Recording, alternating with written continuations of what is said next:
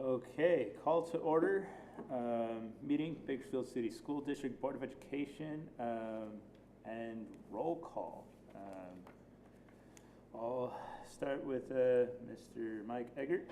Present. Laura Guerrero Salgado. Present. Chris Cruz Boone. Here. Brooke Malley Alt. Here. And I am present as well. Do we have any public comments? No. None at this time. So moving on to that was item 2. Moving on to item 3. It is recommended to adjourn to closed session. Do I have a motion? This is Chris Cruz Boone, so moved. Thank you. This is Laura, second. All of those in favor? Aye. Okay. Adjourn to closed session. Awesome.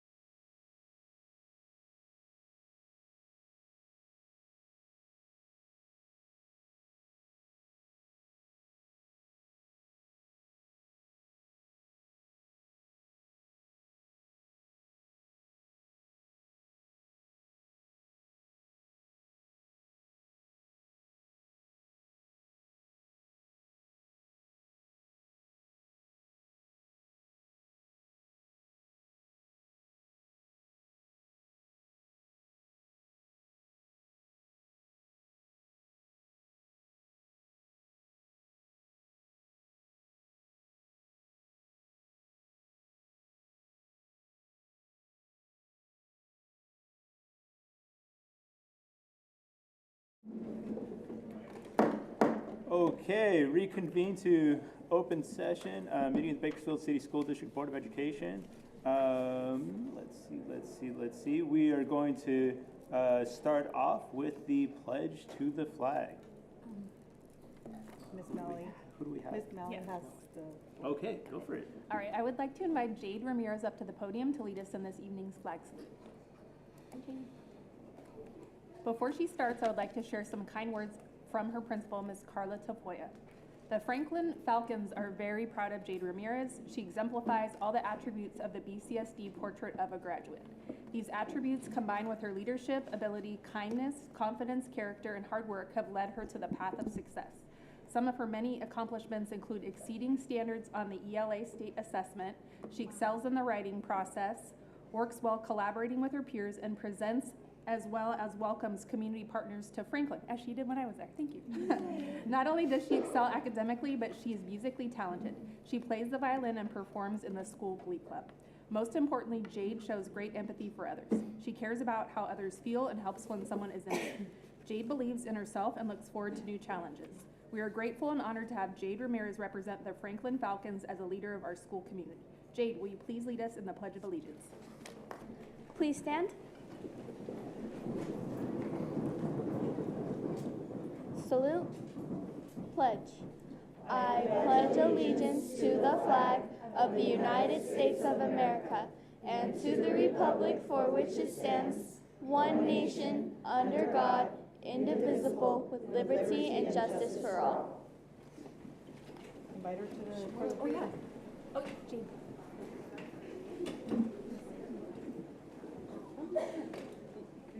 Congratulations and thanks for coming tonight. Thanks, right in the middle, because you were the star of tonight. Yeah, go on the other side. You Oh, okay. stay in the middle. You stay in the middle, Jake. All right. All right. We look at Martin. Anybody else? Okay. Got it? Are your parents here? You want to invite your parents in? Come on up.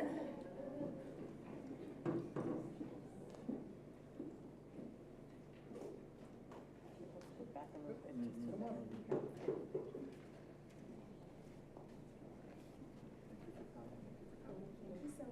Hold on.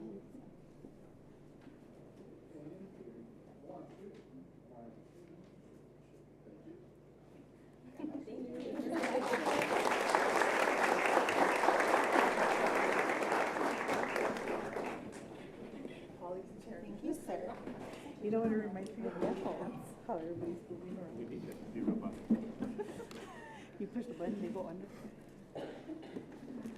Okay, moving on to item number 3 here. Report of closed session action. So during the recently concluded closed session, the board voted to reject the claim of damages, January 9, 25 GE versus BCSD. The vote was unanimous. Additionally, the board voted to reject the claim of damages December 3rd, 24 NGI versus BCSD. The vote was also unanimous. Moving on to item number 4, Excellence in BCSD Employee Recognition Program. That'll be you, Mark. And Christine. Cool. Good evening. It is my pleasure this evening to introduce again to you employees who exhibit our district's values in their day-to-day work and activities at the school sites and who impact our students in their academic success. We will start off with our district value of accountability and congratulate Joaquin Hernandez, campus supervisor at Emerson Middle School.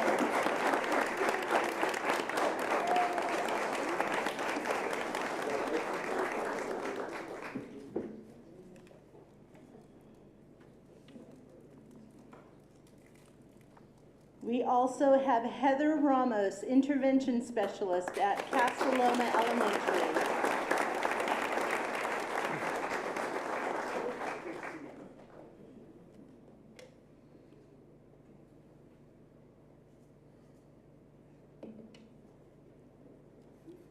And Jill Rowland, program specialist at Muncie Elementary.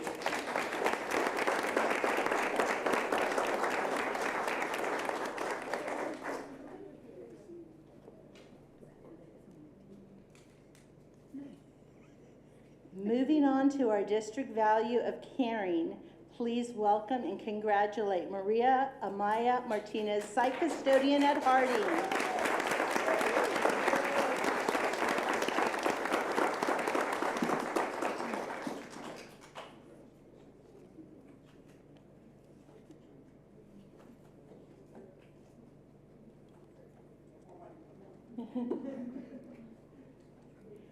And we also have Michael Keeter, teacher in the Science Academy program at Fremont Elementary.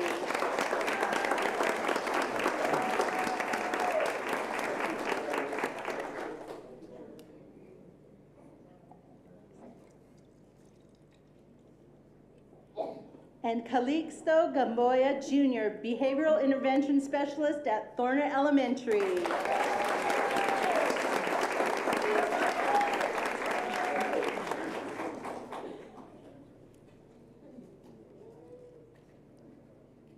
And we also have Raymond Lowe, school bus driver and transportation services.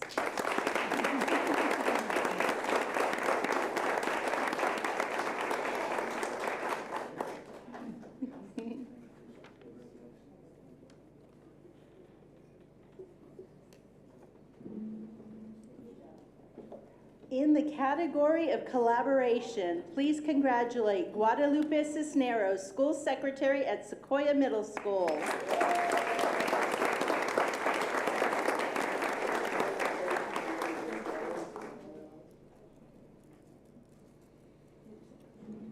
We also have Lisa Barrera, academic program leader at Thorner Elementary.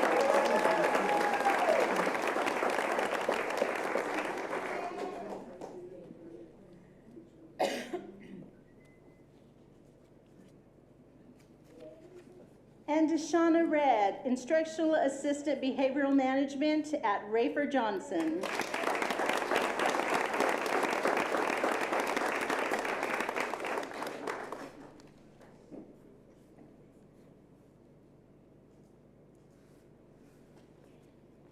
Please congratulate Madeline Curry, Intervention Specialist at William Penn Elementary.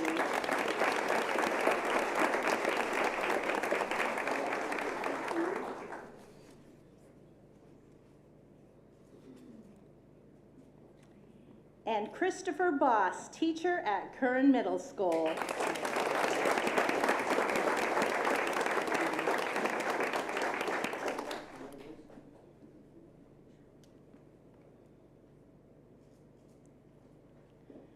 Moving on to our district value of equity, please welcome and congratulate Alma Dozer, teacher at Thorner Elementary.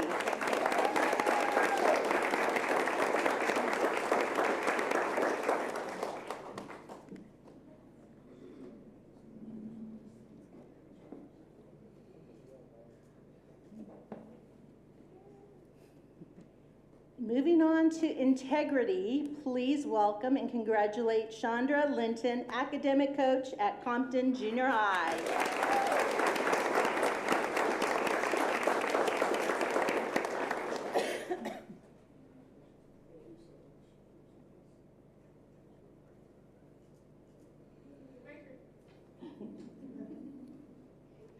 We also have Andrina Argueta, school clerk at Harding Elementary.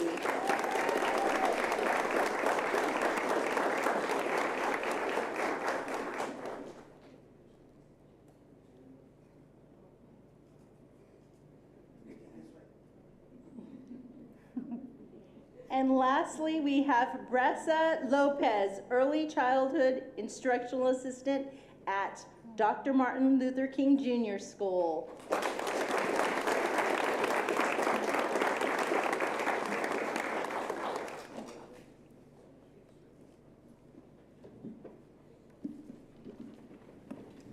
Congratulations to our amazing employees. If you'll join our board for a picture, we'd appreciate that. One more round of applause for our team.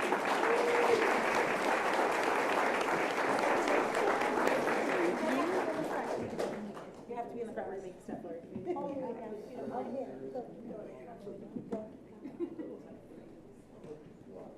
Like to the sides, push like you like each other. I almost feel it's a good name, but I. We need to move down more. More? No, a little bit more. Yep. Okay. All right, everybody.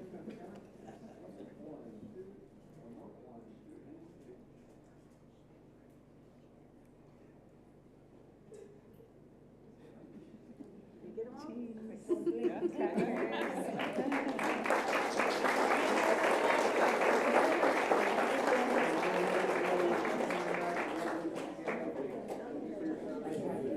Better stop me, this one's just gonna be like a separate picture. Thank you so much, man. Oh, yeah. Oh, yes. All right. We'll be back, you know.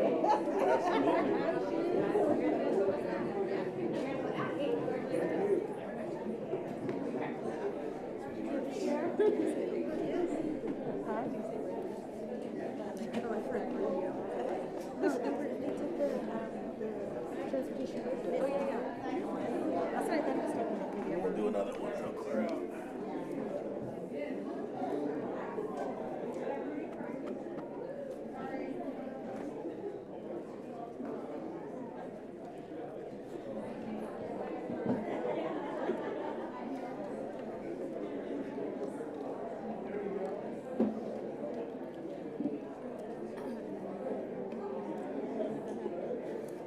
I'm not sure.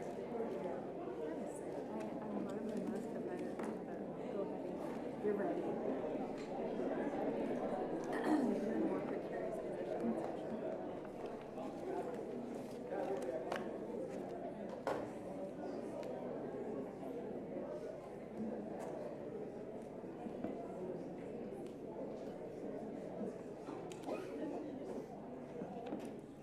Okay, it seems like we are ready for item number 5 here. Recognition of the 5th cohort of graduates from the National Institute of School Leadership. So we will start with our first graduate, which is Alfred Alvarado.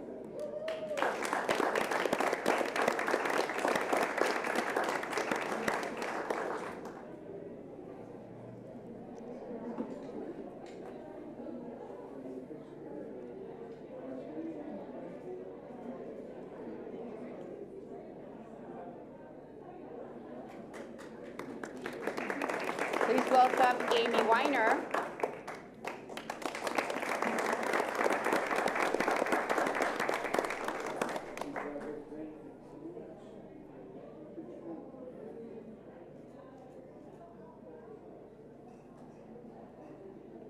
Also, congratulations to Ashley McDonald.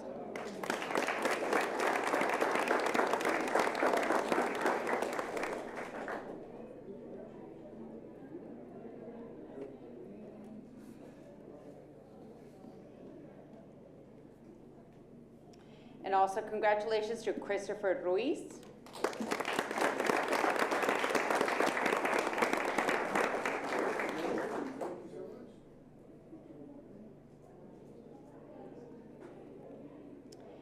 Congratulations to Denise Garcia.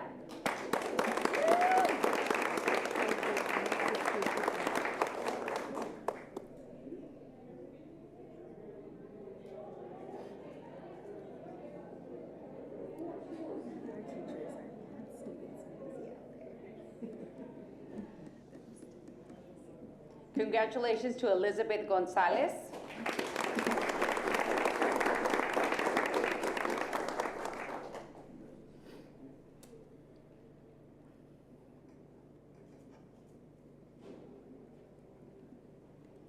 Congratulations to Janet Cervantes.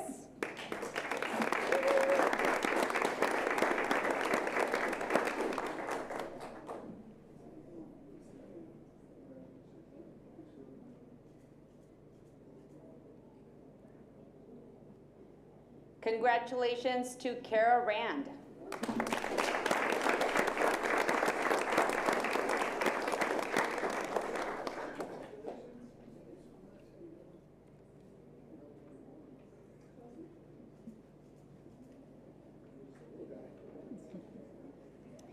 Congratulations to Catherine Almeida.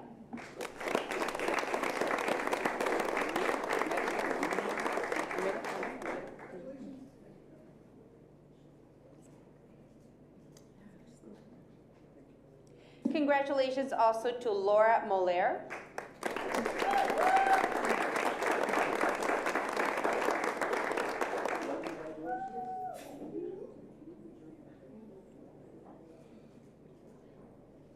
And for the second time tonight, congratulations to Lisa Barrera.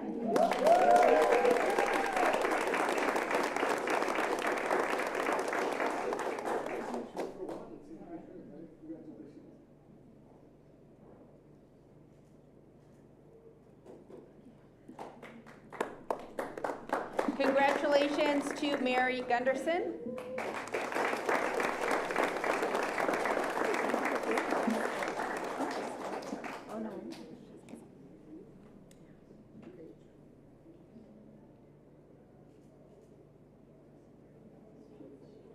Congratulations to Nicole Freeland.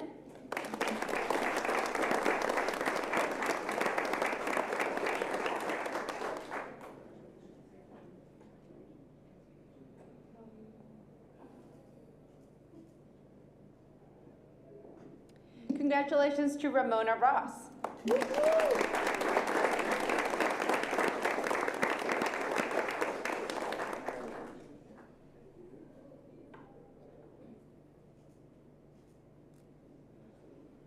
Congratulations to Renata Bergeron.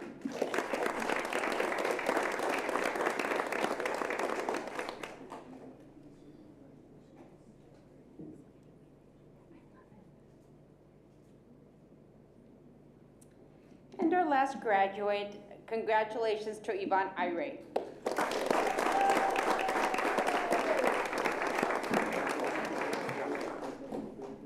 This is making me very nervous. I didn't even notice it this time.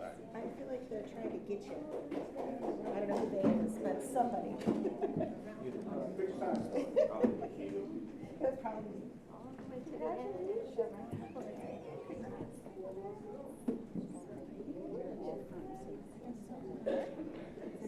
Oh, see, you don't have to tell them. They're like already. I've got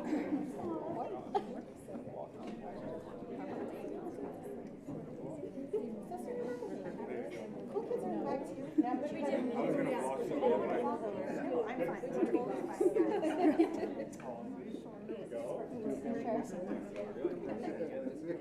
It's like, find your window. That's right, get your window.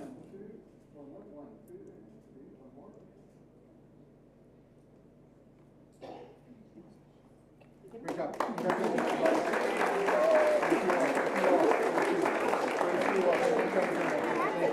Thank you so much. Thank you. Appreciate it. Thank you all. Thank you all. Thank you. Thank you, everybody. Thank you so much. Thank you. Thank you. Thank you.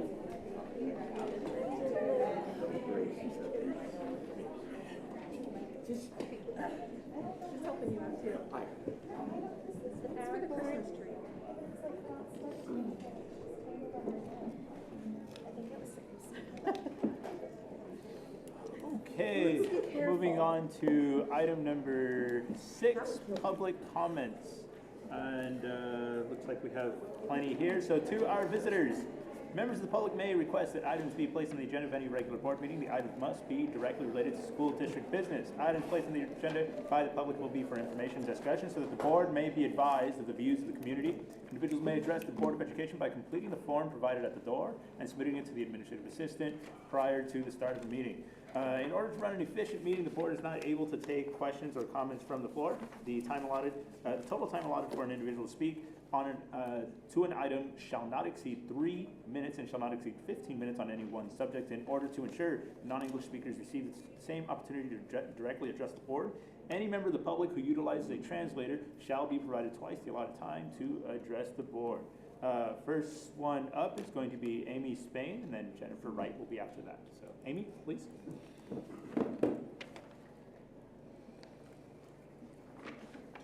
Excuse my voice. Good evening, board members. My name is Amy Spain. I last spoke to the board at the December board meeting regarding the elimination of the IT trainer and support technician positions. Since receiving the news, our department is now digesting how certain deadlines are going to be met next school year. 2 tasks that are upcoming play a huge part of student success. Every spring, each trainer is assigned school sites to set up scheduling students for the next school year. The junior highs and middle schools take a substantial amount of time and effort due to teacher changes, teachers changing subjects, electives being added or eliminated, and new courses being created, etc. We work very closely with the school site schedulers to ensure that all scheduling conflicts are resolved and that every student has a full class schedule ready for the first day of school. Our job doesn't stop on the first day of school. We continue to provide help and support for scheduling needs throughout the school year. Along with this, we also schedule students for the summer camp sessions. This year, there are 2 sessions with 8 schools participating in session 1 and 4 schools participating in session 2. We generate each summer camp teacher profile in Aries along with the courses they will be teaching throughout the weeks. We then enroll students to their appropriate grade level teacher for those sessions. Excuse me. The extended learning program, or the extended school year program, requires scheduling each special education student manually. It takes a considerable amount of time when the number of students in this program averages about 1,000 students each summer. With the expansion that is happening with these summer camps, it only makes sense to keep the 5 positions that are the primary points of contact and carry the responsibility of a crucial part of student learning and achievement. When a secretary reports to their assigned school site for summer camp, the student schedules, teacher access to Aries, and Smarty Tools access for summer principal, secretary, and school nutrition manager are already set up and ready to go. Not to mention the email membership group updates have already been made so all staff can communicate effectively. This helps alleviate stress on the secretary. These sites are ready to work because the 5 in our office have done everything in our support role to help prepare them for a successful teaching environment. We know that each school is made up of a team of management, supervisory, certificated, and classified employees to help our students succeed. I am pleading for the board to find an alternative before choosing to eliminate these positions that help support all of these classifications. Thank you.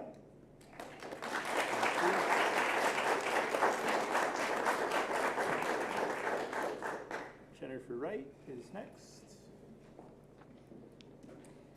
Good evening, board members. I've returned to address the proposed elimination of the position of the IT trainer support technicians.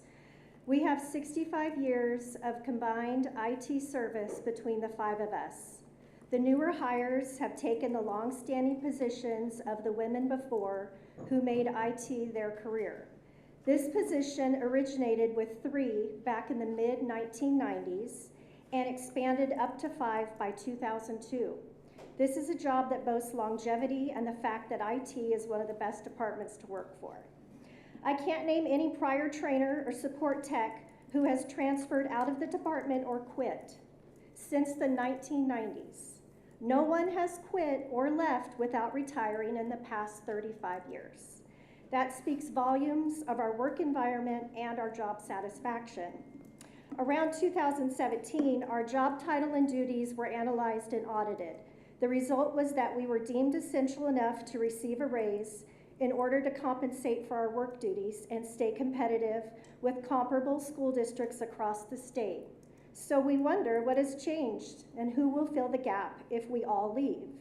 We are actually doing more and are required to possess a broader knowledge of, get ready, data systems, building security, curriculum software, office software, state student reporting program, the student information system, email, business system, student account access, parent account access, Chromebook support, administrative access, library inventory, equipment inventory, and maintaining the constant change in job assignments to ensure that all staff have access to what they need to be productive.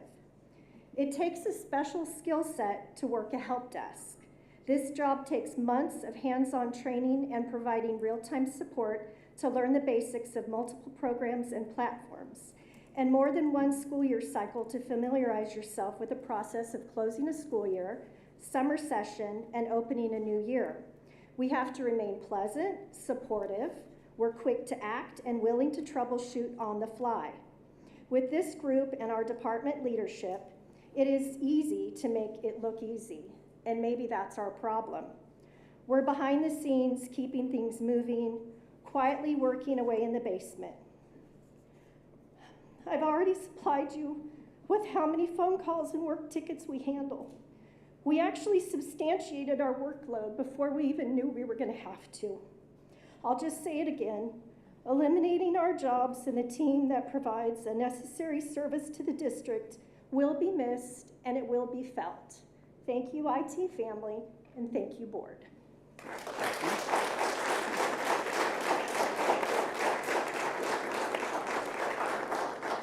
Up next, we have April Stapley.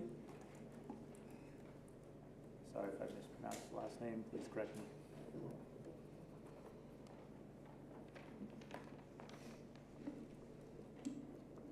Good evening, esteemed board members. My name is April Stapley, and I am a dedicated employee with over 34 years to the BCSD. I want to express my concerns regarding the recent actions taken toward my position and those of my colleagues. I've always believed in and supported the district's stated values of equity, integrity, caring, collaboration, and personal and collective accountability. However, the actions taken toward our roles, those of the information technology trainers, support technicians, raise significant questions about how those values are being applied in this decision. We are 5 women who currently serve as the technology call center for our 45 school sites. Our roles are not just technical, they are pivotal in ensuring that our educators and staff have the tools they need to deliver quality education. Cutting our positions will directly impact the ability of our teachers to teach and our students to learn effectively. While I understand the difficult decisions that need to be made, cutting an entire team, an entire support team, is not equitable or caring. The core values of this district should be reflected in how we are treated, especially those of us who have given decades of service. Equity means treating all employees fairly, regardless of age or position. Integrity means honoring commitments and transparency in decision makings, ensuring that all employees have the time and space to make informed choices. Caring means showing compassion for those whose lives will be disrupted by such decisions. And collaboration means working together to find solutions that benefit everyone, rather than creating an environment of haste and undue stress. I've always been proud to work for BCSD. I have continually strived to support the vision we claim to uphold. It is my hope that as we move forward, that the district can reconsider its approach to this process, allowing for a fair and more thoughtful approach that better aligns with our values of equity, integrity, and caring. Thank you, board members. Thank you.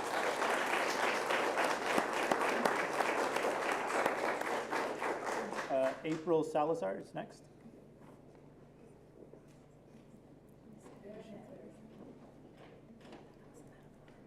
April Salazar. After that will be Shady Atkins.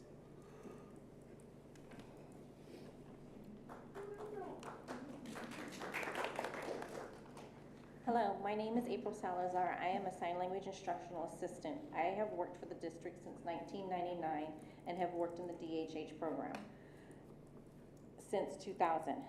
I have worked with pre-K students all the way up to 8th grade. Our program is a merged program with KCSOS. So we have both students of BCSD and KCSOS kids in our classrooms. We have a total of 9 sign language instructional assistants, 1 at Shipman, 1 at Kern Middle School, 1 at Richardson Center, 5 at Isidore Elementary, and myself at special education. Our duty times are the same as the kids. We come in when they come in, and we leave when they leave. We as a team are here to discuss why we were excluded from the extra hour that was recently given to the aid 2. We are clumped together under the umbrella of special education aides. However, we do not feel like we are part of that. When comparing both job descriptions, we have 14 similarities. When asked why we were not included to receive the extra hour, the answer was SLIAs are classified 27 and A2s are 18 on the pay scale. Yes, we do make more money than they do. However, we have a specialty. We have a language that many of you do not know or understand. In our classrooms, we provide students with language. Our students cannot hear everyday conversations. Our students come from homes with nobody that signs to them all day. We are their first language when they enter preschool. We take pride in our job. The reason why our job may not have a higher turnaround as the A2s. When we are absent, we don't have substitutes to come in and cover for us. Our teachers and staff just make do. If an interpreter is absent, us, SLIAs, have to cover for them, which means we are not compensated for that. They make more money and they get 8 hours. In reviewing A2s and SLIA job descriptions, if you look down at number 6, it states assist with yard duty, first aid, physical education periods, assist in lifting, moving, and positioning students as necessary to render various forms of personal care, including but not limited to feeding, dressing, grooming, toiletering, diapering, therapy, and specialized health care procedures. Assist students in use of wheelchairs, braces, or orthopedic equipment. However, we are no longer required to do these anymore.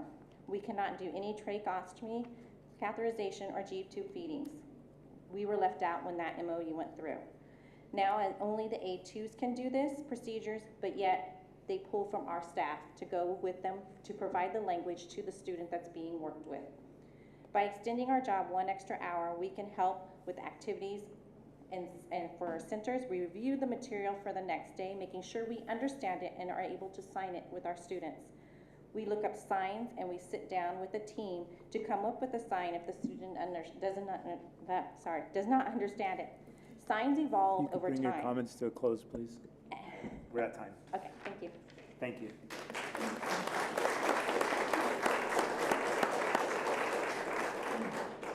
Up next is Shady Atkins.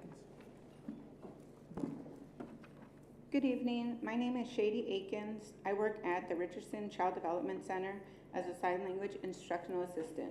My position is very unique in the sense that I work with deaf and hard of hearing children ages 3 to 5 with no language.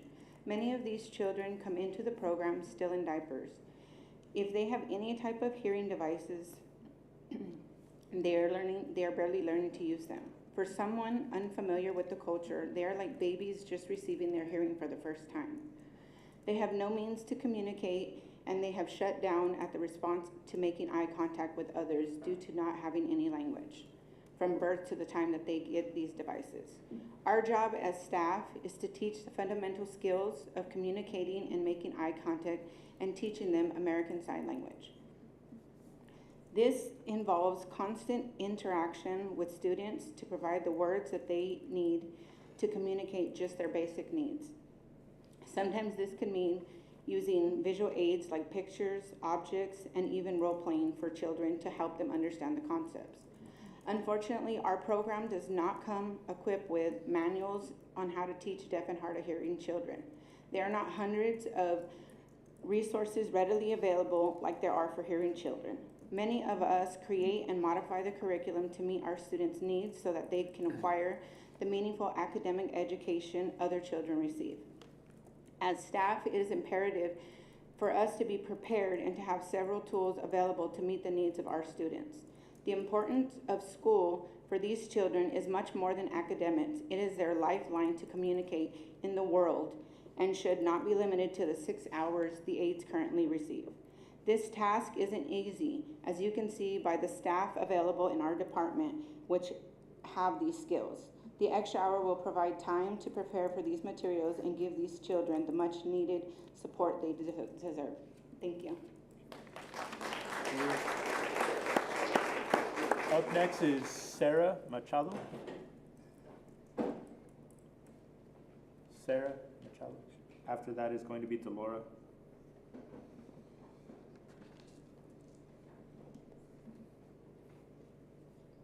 Oh, sorry, let me speak at the same time. Hello, my name is Sarah Machado, and I am a sign language instructional assistant at Eisler Elementary. For most of us, we arrive when the kids do and leave when the kids leave. Due to our rigorous schedule, there is not sufficient time to connect with our teachers and our team. We need time to prep for the success of our students. Here are some examples of what we need to prep for. being made aware of each student's needs at the beginning of the day, discussing the game plan for the day with our teacher, prepping for small groups. This is especially important to connect with our teacher because we need to know the content that will be reviewed in these small groups and then having the time to prep for those. Also, to have time to research signs so that our students are not left without language. They need to understand the concepts that we are teaching them. It is a disservice if we do not have that and are not prepared for that. All of this is essential so we are not figuring things out on the fly or when the need arises. With time to get organized, we can help our students without delay.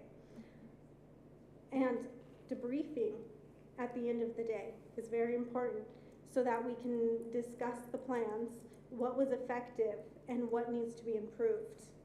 And besides prep time, we need time to sanitize properly. On early out, we have maybe 30 minutes, so one day a week that we can sanitize for our students who are medically fragile. They deserve to come to a clean and safe environment. And janitorial only comes about 2 days a week, if that. In conclusion, if we had an extra hour, we would be better equipped to help our teacher and to contribute further to the success of our students. Thank you.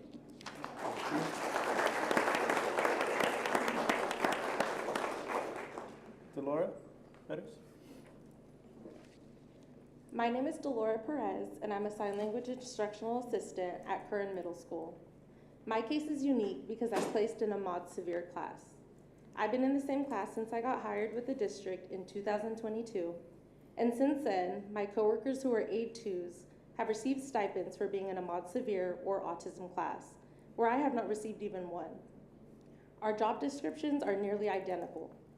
Why don't I receive the stipend when I'm working in the same class as they are, doing everything they're doing on top of signing? Some people can say and have argued, you get paid more. But I have a specialized skill of knowing ASL.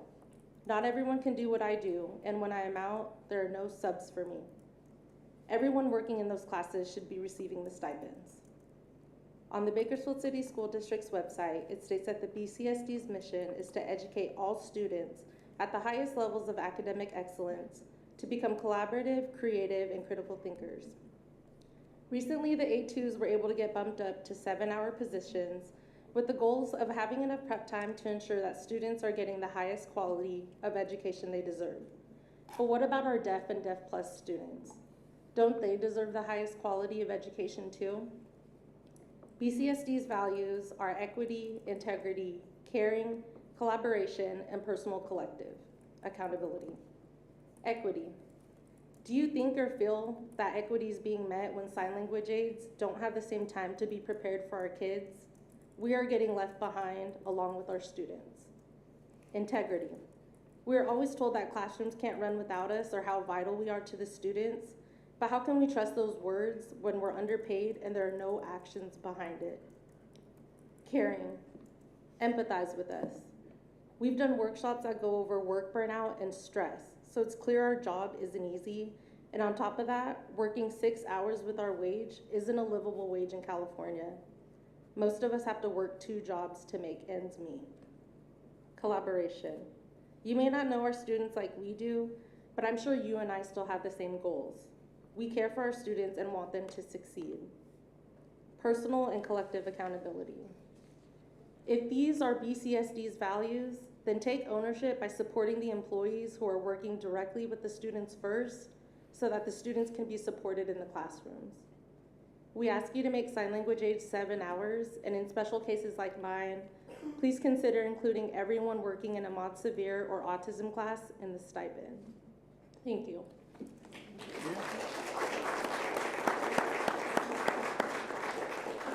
Up next is Angela Westbay.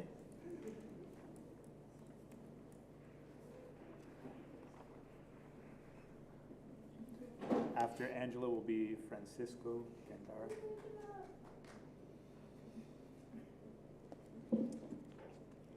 Good evening. My name is Angela Westbay, and I am a deaf and hard of hearing teacher at Eisler Elementary School. This is my 6th year at BCSD and my 15th year working in deaf education. Teaching deaf and hard of hearing children requires specialized credential. I have my educational specialist credential specifically in deaf and hard of hearing. I could teach any student from birth to 22 as long as they have a hearing loss.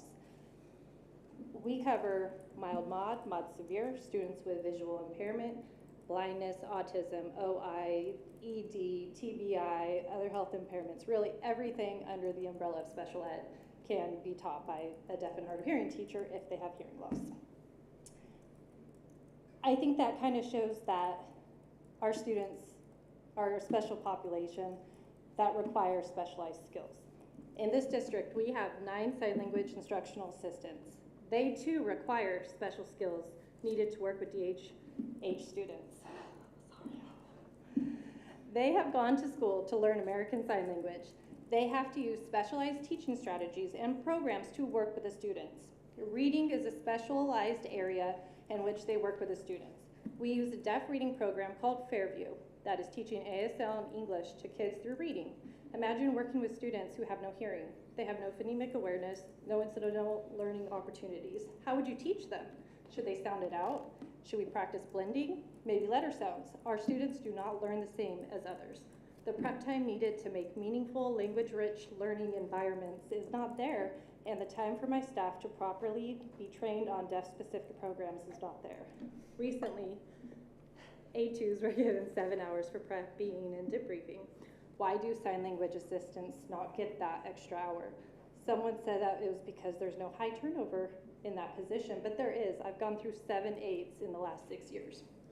I could tell you firsthand that this is just based on my classroom. So our instructional assistants deserve time to prep. They deserve to feel valued. They need to be recognized for everything they do for our students.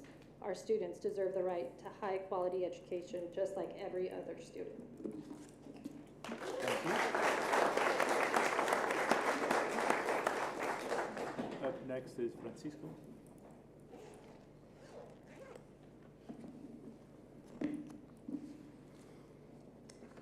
Good evening.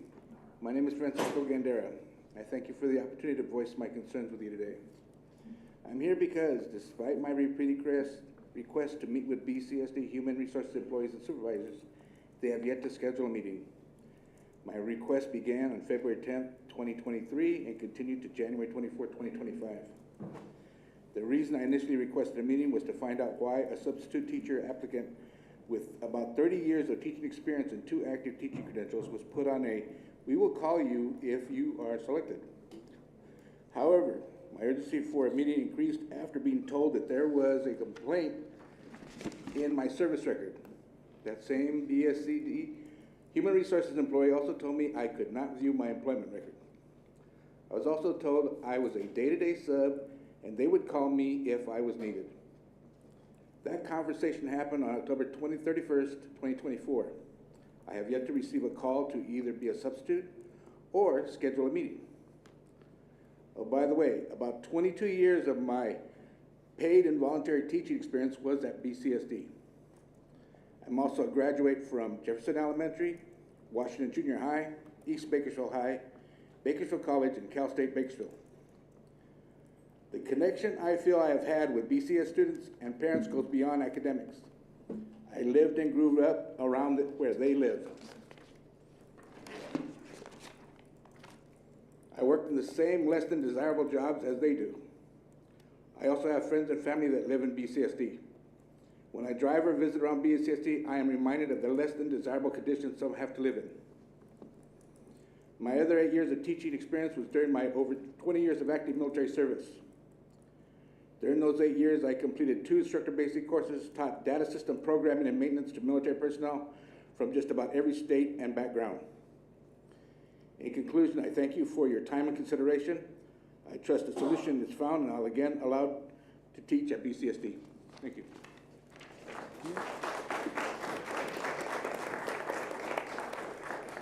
Up next is Robin Curelli. Curelli. Thank you for having me back. Of course, I just made myself come back. I want to give a big thanks to Mark Luca. Appreciate you. Namaste.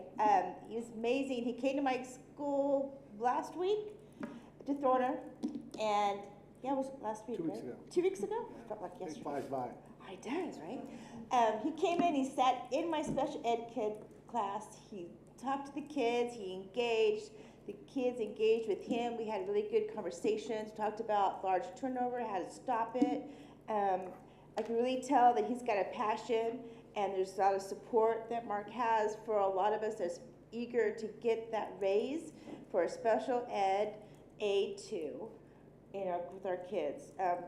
I love my students dearly. It doesn't matter how many hours I'm working with them, because I love them. But Mark being there really gave a lot of support. The teacher was impressed. Jackie West is like phenomenal teacher, and I want to keep her for like ever in my classroom. So Mark, I want to give you kudos. Thank you again for your support and dedication. Thank you, and I'll wait for your result. Thank you. Up next is Katie Holman. After Katie is Kayla, by the way. Hello, good evening. I'm Katie Holman. I'm from Stern Middle School. My biggest concern has been communication. We come back from Christmas break to, by lunchtime, I had 8 kids who couldn't get on their computer because no one bothered to tell us they were going to shut all of their usernames down because their acceptable use contracts weren't turned in. The teachers don't have access to the spot in Aries where we can see acceptable use contracts. No one from our school site, and to my knowledge, there's other school sites that have the same problem, told us. I know a couple people in the office might have known about it, but we weren't told. So I'm having my kids try to check their grades 2 days before semester grades are due, and they can't even get on their accounts even from home because no one told us the week before break, hey, get these acceptable use contracts. With that, I still feel very strongly that we all should have access on Aries to students that are not rostered to us to at least write referrals. If a student is in my hallway attacking another student, I don't have any way of documenting that besides emailing my office, and that's a hope and a prayer that I hear anything back and that anything actually happens. So even if we can't get access on Aries, could we get some kind of consistent district-wide Google form something, because email's not working. My school is trying to use a Google form, that's not really working either. I know when Aries first came out, we had access, and for some reason it was taken away. I'm not sure if we don't trust us to have access to students that aren't ours or what's going on there. With the notion of communication, we also just found out we get to state test math on March 31st. And that no one in the district was asked, at least no one that teaches it, whether we should test math first or second. And if we test math second, I get 3 extra weeks to teach my 23 standards. If we test math first, I do not. So enjoy the wonderful test scores that will come out as of testing on March 31st, if that does not get changed. I don't think there was any, I think that was it. Oh no, there is one more. We don't have a tardy button in junior high, and they have 6 class periods. So instead, the only way to document tardies is minor office referrals, and I would much rather just be like, hey, they were tardy, and not have to write an office referral. So tardy button, please, and thank you. Okay, bye. Thank you. Up next, Kayla Ferguson.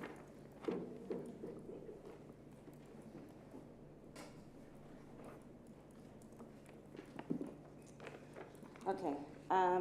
The topic of teacher retention has been one that all districts are facing, and asking the hard question of why our teachers leave, specifically our veteran teachers choose to leave the classrooms, is becoming critical. If BCSD wishes to have the largest positive impact on its graduates, we have to do everything we can to retain our competent, seasoned educators in those classrooms.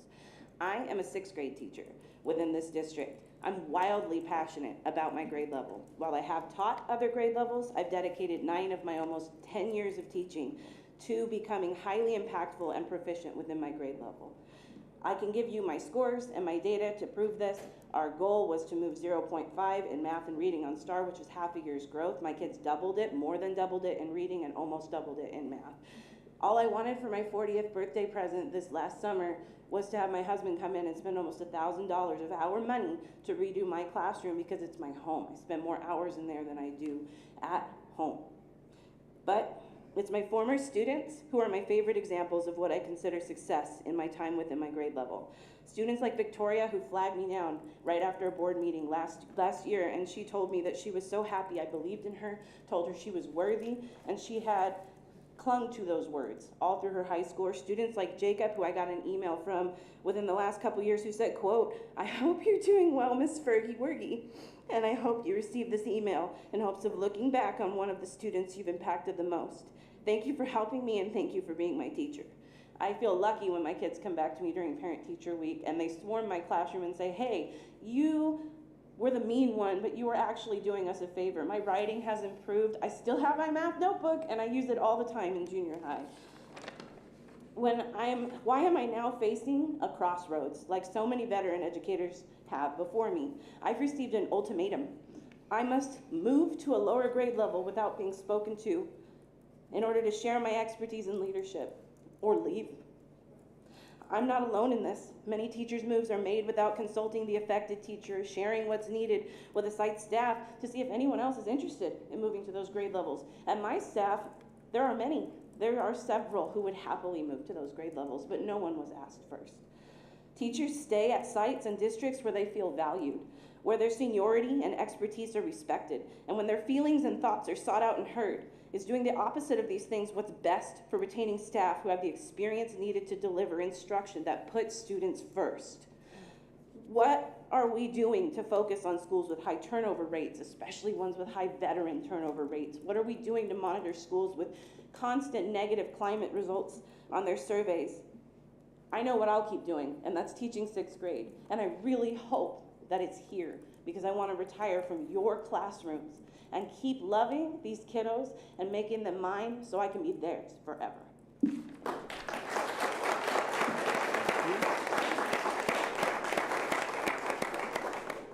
Up next is Victor Ward.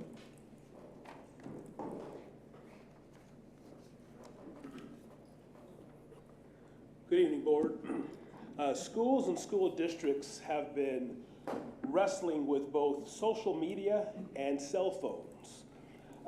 My suggestion is that instead of fighting against them, you embrace them and turn them into an educational tool.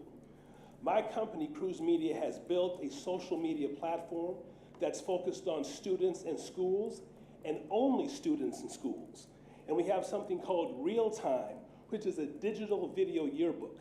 It allows students, teachers, parents, and administrators to upload their own pictures, their own music, their own videos, and their own memories, turning a yearbook, the traditional yearbook, which is a one-size-fits-all, into something that is truly personal and memorable.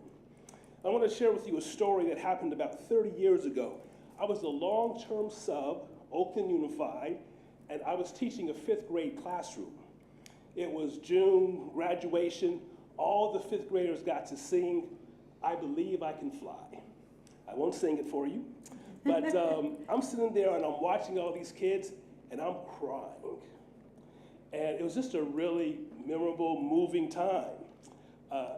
And I'm not trying to get rid of the traditional yearbook, but there is no yearbook that has ever captured a graduation moment. Graduation is the culmination of the entire year. It's the one time where everyone on campus is smiling. It is a fantastic time, but it's missed because the yearbook has to come out, whatever it is, June, late May. It misses that great moment. The other thing that every traditional yearbook misses is the music program. You cannot capture a music class with a picture. It misses theatrical arts. It misses your sports program. It misses poetry. It misses anything where you need to listen. And again, I'm not trying to get rid of the traditional yearbook. The traditional yearbook's fantastic, but it hasn't changed in 200 years. This is no longer 1825. We're in 2025. We need to do what's best for students, something that's truly memorable. So thank you for your time. I hope maybe afterwards to be directed to the right person to speak with. Thank you very much. Thank you.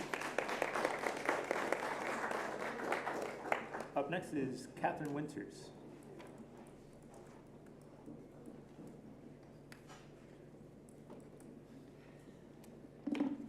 Hello. I'm Catherine Winters, and I am here representing a nonprofit White Wolf Wellness Foundation. White Wolf is currently restoring 14 acres on the Kern River, This site has been known as Camp Okihi for the last 80 years in Kern County, and it was destroyed. We're rebuilding it. As we're rebuilding it, we're trying to do so in a way to make it a mindful retreat place for the community to enjoy, but we are particularly focusing on outdoor education for youth. We have 3 programs that we've developed so far in the last 2 years. We've piloted those programs with different schools like the Fairfax School District and Kern High School District. And we want to continue to build relationships with other school districts because it's a beautiful site and it's right here in Kern County. We also have that site that could be rented for other people who have programs and they're just looking for a site to host their programs at. And so I'm just here today to introduce that, to introduce myself.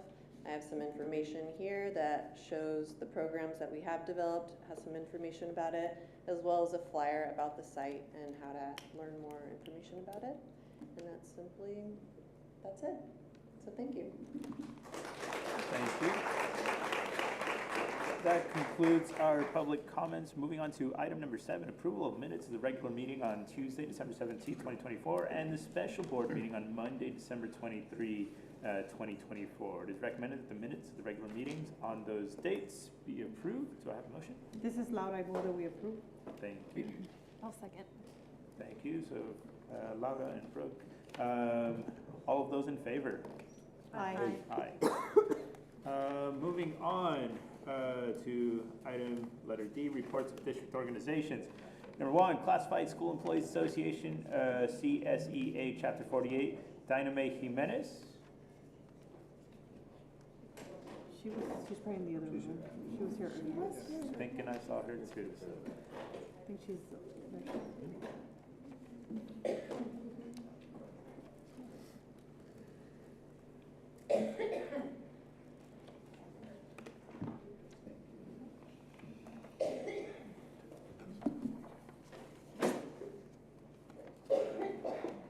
What's going on? Okay. Hold on here. There it is. Okay. Put this down just a little bit. And it keeps going away. Okay. Superintendent Lukey and members of the board, I won't take up too much of your time. I'm here seeking more clarification regarding the new driver job descriptions that have been created to comply with SB 88. As you know, these new job descriptions entail driver positions. They are linked to behavior intervention specialist, youth services specialist, and associate school social workers. We understand that these drivers are pertinent to comply with SB 88. However, it is still not clear why they must be attached to such a high-paying classification when we are facing layoffs. I handed a little flyer where it shows the salary schedule. Nowhere in SB 88 does it specify that the drivers need to be a behavior intervention specialist, yes, youth services specialist, yes, or an associate school social worker, ASSW. The stipulation to SB 88 is that, and I quote, school bus drivers provide an important service to our pupils and their families. As you well know, we currently have a driver position, several driver positions, that already exist, and that would be sufficient for all those positions at a lesser pay. The instructional assistant behavior management driver generates a salary that is $2,758 less per month than the lowest paid position, the BIS driver. So just imagine that you would be saving, what you would be saving looking at the difference between an ASSW driver, the current highest paid driver position, and the suggested instructional assistant behavior management driver. Wait, I figured it out for you. The difference would be $4,816. Please keep in mind, this is monthly, not annually. Regardless, If the driver is transporting a child with behaviors or a general education student, an instructional assistant behavior management driver is well equipped. As a suggestion, if a BIS, YIS, or an ASSW is requested to be in attendance, one of our current staff within these positions may ride with the driver to monitor the group needing transportation with no extra cost to the district. With this suggestion, the district would be able to afford both a driver and a monitor for a lesser cost than what is being proposed. With this proposal, this would also free up funds to help those facing layoffs keep their positions. So again, I ask, why must these driver positions be attached to such a high-paying classification when we are facing layoffs? Moving forward, we were informed by specific positions being eliminated prior to entering the holiday season.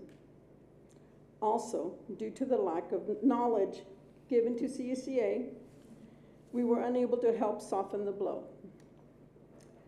On the other hand, the prior knowledge allowed these members time to address the board and plead for their jobs before the final decision is made. Most of these positions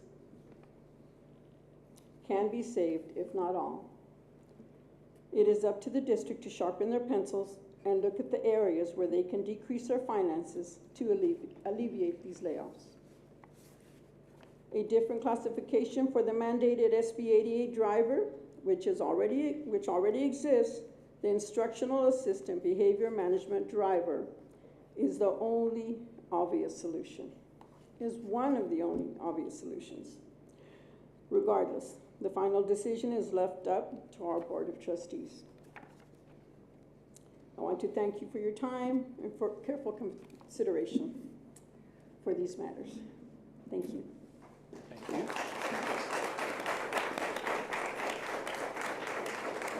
Okay, up next, number 2, Laborers International Union of North America, LIUNA, Local 777, Bob Boyd, President. Okay, moving on to number 3, Bakersfield Elementary Teachers Associates, Beta, Steve Comstock. Welcome. Present, sir. Hello, my name is Steve Comstock, President of the Bakersfield Elementary Teachers Association. I think we're at about almost 1,800 members at this point, so I'm not speaking on behalf of Steve, I'm talking on behalf of a whole bunch of other people. I'm going to keep it very short tonight because I have a much more robust speech plan for next month. And the reason that is we're getting ready to hit a really scary time. It's probably my least favorite month of the entire year, and it's because we start hitting the non-reelections. And that is when the most abusive part of Ed Code kicks in, which allows school districts to eliminate positions without giving people cause, without telling them why they're being let go.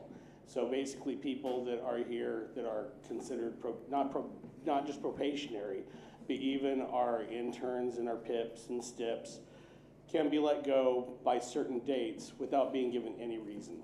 And the school district will show that they don't have lots and lots of those. But I think if you'll look at the board packet tonight in the certificated report, you'll see that there's 3 resignations and 3 retirements and 1 resignation. It'll look very different next month. You're gonna see probably dozens of resignations next month because the teachers are given the option to resign in lieu of being non-reelected because there's a stigma to that attaches once a district says, we no longer want you, and you try to apply at another district. The district says, well, if they don't want you, why would we? So they're given the opportunity to resign instead of. But it carries the same stigma. And this is a district, just like others, that have a really hard time keeping teachers. It's not just, and the problem that we're having here is it's not just the new teachers we're having a problem keeping, we're having a problem keeping our veteran teachers. And you just heard from one of them, a couple of them tonight, unsolicited by me, talking about problems that they have at their school sites where they are moved across grade levels without any kind of consideration for where their skill sets are, what their desires are, what they want to do. And they are moved, and when they're told that you're going to be moved to a grade level you don't want, it's not just BCSD that needs teachers. It's teachers, it's school districts across the county, and guess where our teachers end up? School districts across the county. So I'm asking that we look at that a little bit more about how we maintain and keep those people. The other thing I just wanted to briefly touch on tonight was, I believe it's E6. I want to thank this board for taking up the safe resolution, the resolution for the safe haven for all students, and updating it and bringing it back to the board tonight for a vote. I think that it's incredibly important. We have some very frightened families and students and staff members, and I think that this says a lot. I was just at State Council for CTA this weekend, and we are doing things that other districts aren't. You know, we use this as an example of what I was able to share with districts all up and down the state, that my district is taking this step without being forced, without being big. They're doing it because it's the right thing. And I think it's really a feather in the cap for everybody up here and for our students that we're willing to take that step. So thank you very much, and you'll hear from me next month, I promise.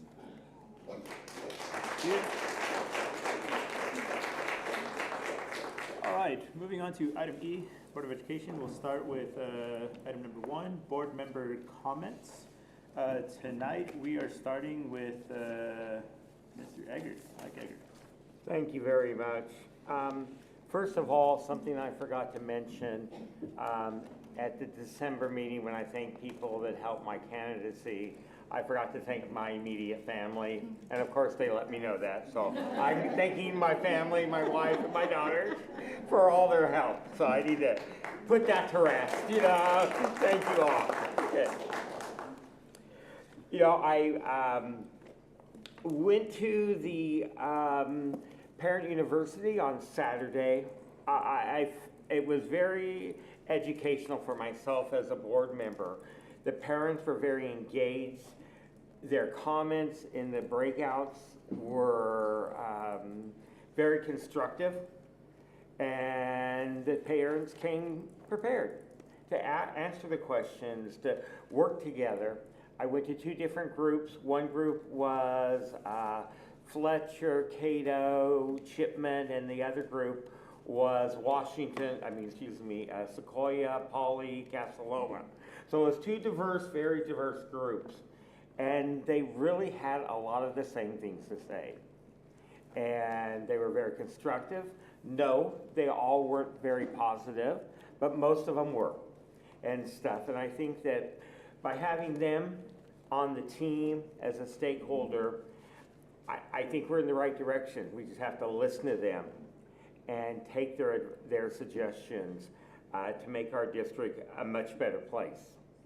You know, I cringe when I hear staff members say the same thing every year about the culture, the tone, the way that they're treated. That is the most annoying thing to me as a human being. We all need to be respected. We all need to be appreciated. We need to be thanked. Every day a teacher, a staff member, classified, whoever you are, that walks into a school, they come there for the right purpose, to educate our students. And they shouldn't be treated with a retaliation because, you know, they're not liked. And, you know, it gets old. It gets really old. And that was one of the main reasons why I ran for school board. And I hate to say this, it starts at the top. I'm not saying Mr. Lukey, but it stops at the administrators need to learn how to treat people like people, human beings, professionals. I hate to get on my soapbox, but as a classified employee for almost 25 years, you know, I was a custodian. And as I tell people, I had my head in a lot of toilets through my years. But you know something? I love those kids.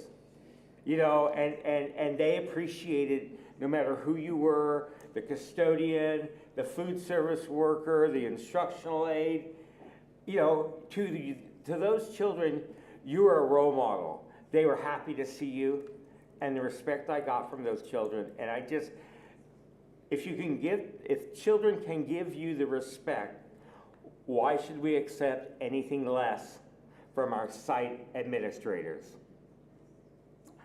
That's going to be it, because I hate to get on my soapbox, but it's something, you know, that I'm tired of seeing. And we need to look at this. We need to learn to train our site administrators how to treat people. And we wouldn't have this issue with losing all these employees every year. Because they tell me, I ask, why did you leave? Well, you know, I received no respect. I got more respect from the children than I did my site administrator. Thank you.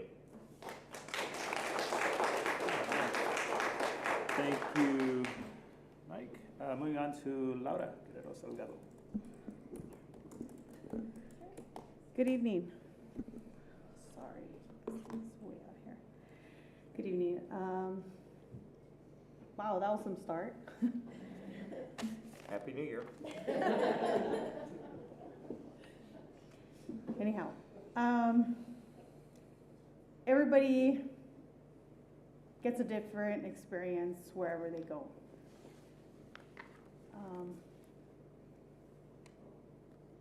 I went to the Martin Luther King breakfast, and it was held at BC. It was a great turnout, and there's a lot of good things coming to this community.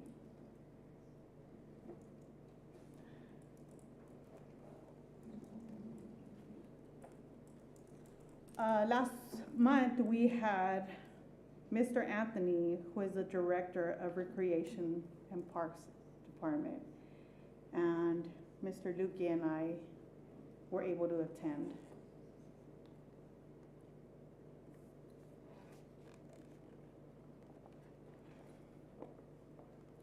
They have a lot of information on the City of Bakersfield website, and I would encourage you to visit what the plans are.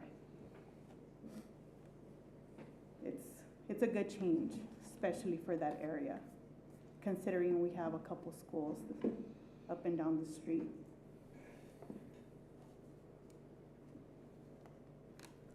Perry University. As most of you know, I'm also a parent. I have kids in middle school, elementary, and high school, or feeder school. You know, this one was very interesting. We, as parents, were giving input on the LCAP. And it was great to see our administration out there answering questions to not only our parents and our family members, our guardians, our grandparents, uncles, but also members of the community. I will share that there was a couple parents who were asking, who's the board member in my area? Which was really good questions.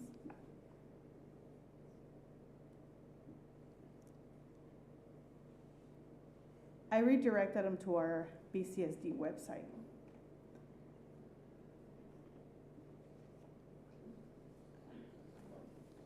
I'm sorry. But right after that, I had to run to the other side of town because I attended the school board governance basic over at CTEC. And I would encourage the rest of the board members to go through that basic governance training. Conversation was good there, especially when it comes to public comment and board member comments. You know, we walk a very fine line. And again, I apologize. I always seem to be apologizing because I always watch what I say and how I say it, because the hat that I wear is very delicate. Because again, I am a parent in this district.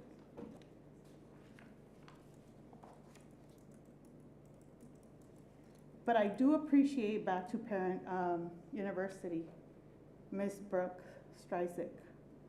She did an amazing job during the LCAP.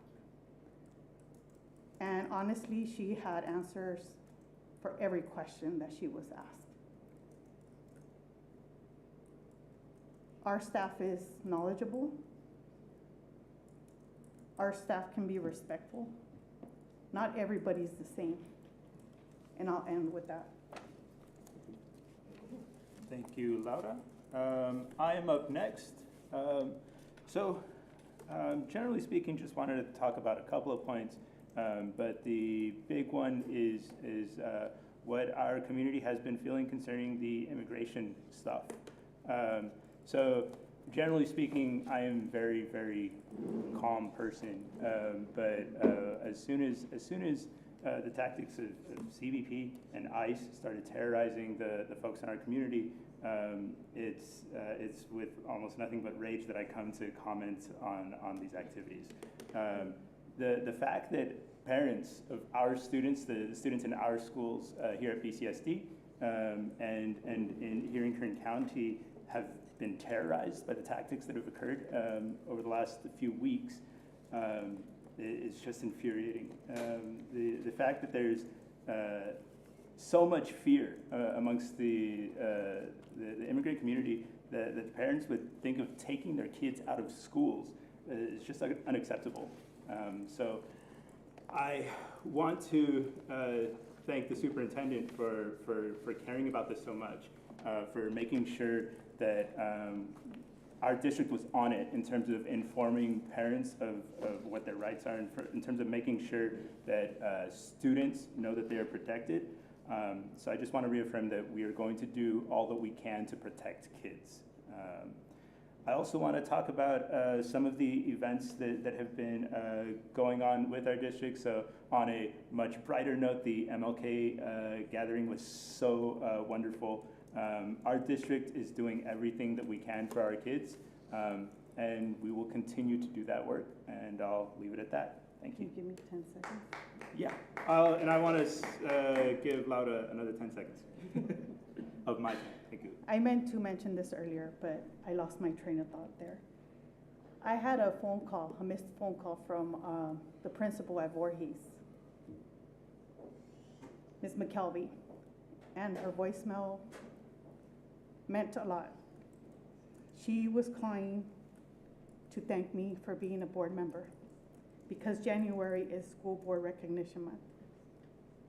So that shows that there are administrators out there that care. Thank you. Thank you. Next up is CCP. Hey, and I just want to start by thanking all of the speakers that came out tonight. Those are hard things to talk about publicly, but it does mean a lot to us that we can hear directly from you what your experience is. And, you know, we don't know until you tell us. So, like, is their office really in the basement, Mark? Yes. No, I mean, I'm like, I didn't know that. Like, so I just thought it was a detail that stuck out in my mind. It's not that bad. I want to see it. So, I mean, we're not laughing at you. I just, it stuck out to me. I apologize. And congratulations to our NISL winners tonight. Like, on top of doing your jobs and getting that, you know, exemplary recognition as a cohort, for us, and especially to see so many women represented at that group, was really meaningful. So, you know, congratulations to those folks as well. Parent University, so cool. And I have to tell you, one of the reasons I wanted to get out to Parent University is I was nervous. How safe would parents feel to come on the weekend in a bus load to the same location? And when I got there, almost every seat was taken, and you know, there was no place to sit in the cafeteria. And the amount of joy that filled me with, I cannot describe to you. So, I mean, Ms. Laura Risco did a great job with the general presentation. I think people are excited with the vision for LCAP, and But for me, it was more that like people came, and you know, that is to echo President Fuentes' comments.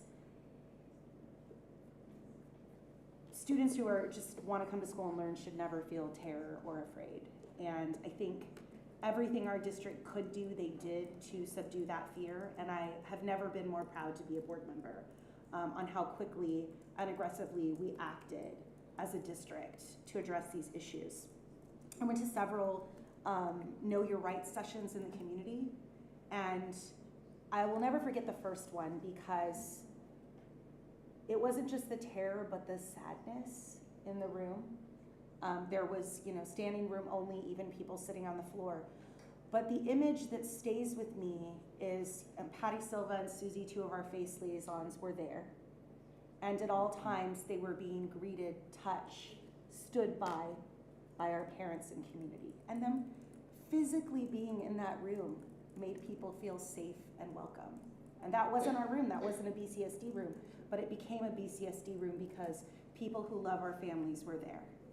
And that really is a testament, not just to the district, but the kind of people who choose to work here. So thank you to all of the staff, you know, every staff, not just teachers, but, you know, folks who work in the cafeterias, folks who do ACL, folks who are aides, like folks who are FACE. All of you have survived a really tough start of the year. And like, let's be clear, with sickness and bad weather and kids hyped up on sugar, coming back after the first of the year, like I'm a mom, getting my son out of bed, let me tell you, it is like no small thing, but I'm just so grateful to drop him at your doorstep. But on top of that, the fact that kids are going to school and feel safe and welcome and embraced with love in our district is not a small thing. I think we'll all remember this moment in history. They came here first. They came here first, they came to our schools first, and we stood up against them. We know that they were supposed to stay for 6 days. They stayed for 3, but that's because we pushed back as a community and as a district, and I'm so proud of the way we responded and the way we'll continue to respond. The 100-day of school celebrations are like my favorite thing. And so thank you to those of you who were like texting me pictures, because I was like, the news is so depressing. And then I would get a picture of kids like counting 100 goldfish. And I was like, this is everything. This is why I love being a board member. So thank you to any of you like still have those photos. You didn't send them to me. I need all the hope I can get. So please keep sending us the awesome things you're doing to connect with our kids. We really do appreciate it. The last thing is, you know, several folks reached out to me about 2 things. One, I mentioned before, the weather's bad. You know, there is some more fog. There's a little bit of rain. You know, we have rain in Bakersfield. We all freak out. Everybody freaks out. But the thing I want to remind you is when it's not 112 degrees outside, a lot of kids choose to walk to school, especially our middle school kids. That's a moment of autonomy and freedom they have. And we as a district have embraced our safe school routes, and we are working with kids to train them. Had a lot of the assemblies this first month. Had a lot of, you know, our superintendent going to the different school sites and talking with folks about safe routes to school. A more timely conversation than ever, knowing, you know, whoever might be trolling out in the roads. But for all of us, you know, talk to folks in your life, especially younger new drivers, about, you know, putting their cell phone in the trunk and, you know, just being as safe as possible, because it can't just be the district telling students how to be safe. It has to be a community responsibility that we all embrace. And that's like the easiest thing I've ever asked you to do, right? I'm not like, give the district $1,000, we need more money. Like, I'm literally just saying, like, you know, pay attention when you drive so you don't kill a kid. Please do that. Like, pay attention when you drive around our schools. There's so many children outdoors. I'm excited to see so many kids on bikes. Like, I'm living for it. I feel like I cannot go 3 blocks without kids popping wheelies in front of me. And I love it. I know that you're irritated and you're in a hurry to get where you are, but please join us in our mission to make it safe for kids to get to and from school, because it's another really important thing that we're doing, and I know it's gotten lost in the chaos of so many other things going on, but it's still really important. Oh, one last thing. Okay, you know, I'll probably regret saying this, but I'm gonna say it. I spent many years as a janitor, and the people who know how to unclog toilets should always be respected. Thank you. No, I'm just telling you, as one former janitor to another, people never, they don't want to make an enemy of that. That's not a good idea. Thank you so much. Thank you.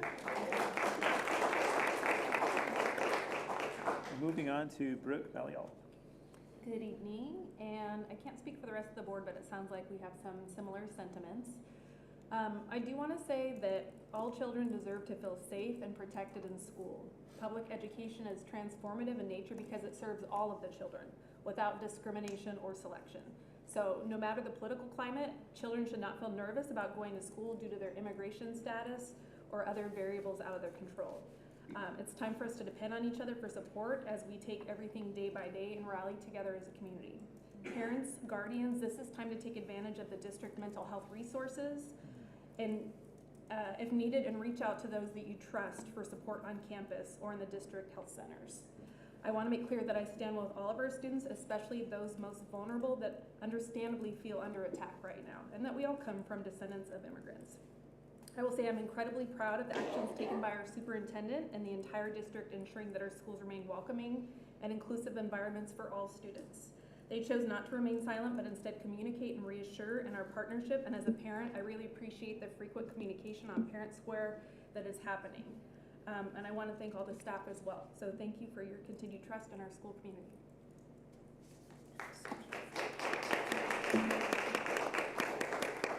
Okay, moving on to item number 2, superintendent report. Mark Lukey, superintendent. Good evening, everybody. Thank you so much. I don't have slides tonight. I'm going to save that and do some presentations, but I do have some key points I want to address. Yes, Steve. Yeah. I know Steve would clap at that. First, I want to publicly thank Assistant Superintendent Laura Roscoe for organizing Saturday's Parent University with the Ed Services team. Saturday, I took a time out. It was my daughter's birthday weekend, and so took her to the coast for a shopping spree. Ooh, should have stayed at work. So thank you, Laura, for doing that. It's not an easy task to organize all that, so I appreciate you doing that, and I appreciate the feedback on the sessions. And yes, doing a lot of good things. I have a lot of work to do ahead of us, and so we're committed to growing that.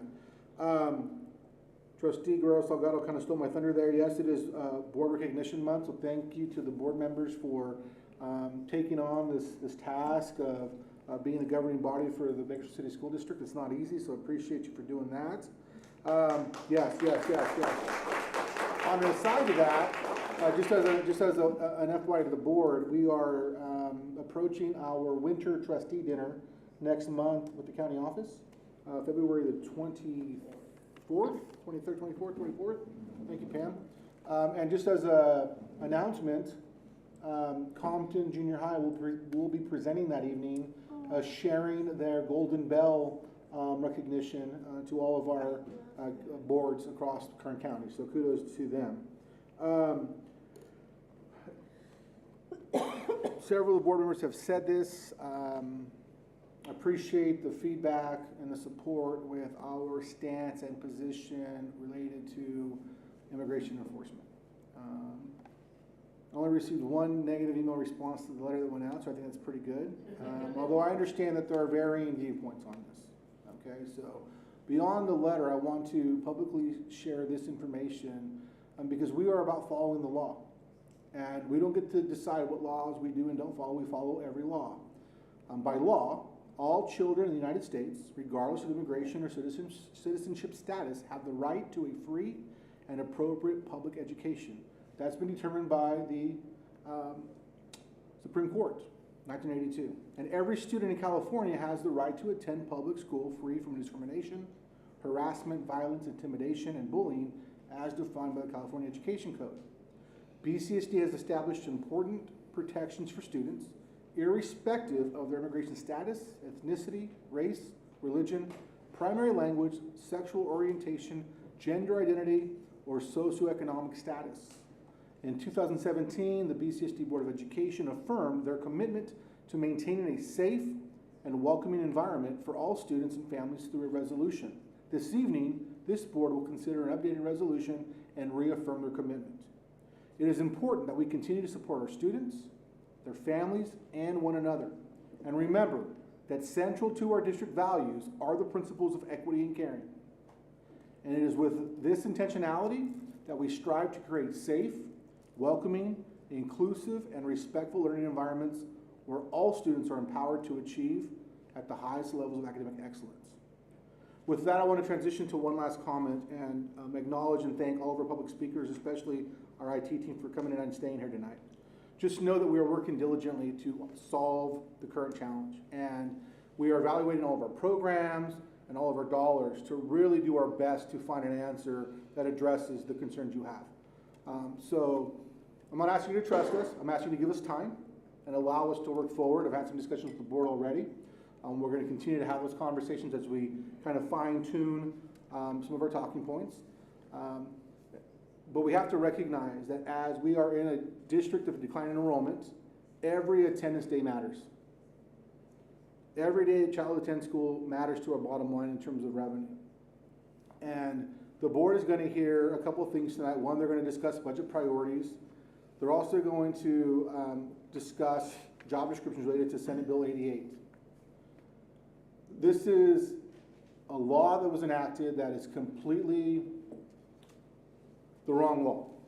This is a law that was established because many districts in Northern California, in the urban areas of Oakland and San Francisco, have contract with third-party agencies, Hop, Skip, Drive, and other Uber-like agencies to transport kids to school. So the law is written that any employee can take a child to a field trip, an athletic game, anything during the school day, after the school day. What employees have to do to have the ability to drive kids to school, pick up kids to school, is meet every level of bus driver qualification. And so the reality for BCSD is that we have developed this pattern of picking up kids to take them to school because kids are not making it to school. Every school has an attendance team as part of their work, picking kids up and transporting to school. So this is the conundrum here. And so I'm sure we'll talk more about that in a moment, but it's a challenge. And again, we are the quote-unquote prisoner to many of Sacramento's laws that just don't apply to us, but we're stuck having to meet the requirements. And so next month, we're going to bring hopefully some solid news on all of the concerns that were addressed tonight. That's my hope. I will have also some updates on the academic program, instructional topics. We're doing some really important work right now with the portrait of graduates and work around African American student achievement. So I'm excited to share with the board and the public. So thank you so much for your time tonight. Thank you.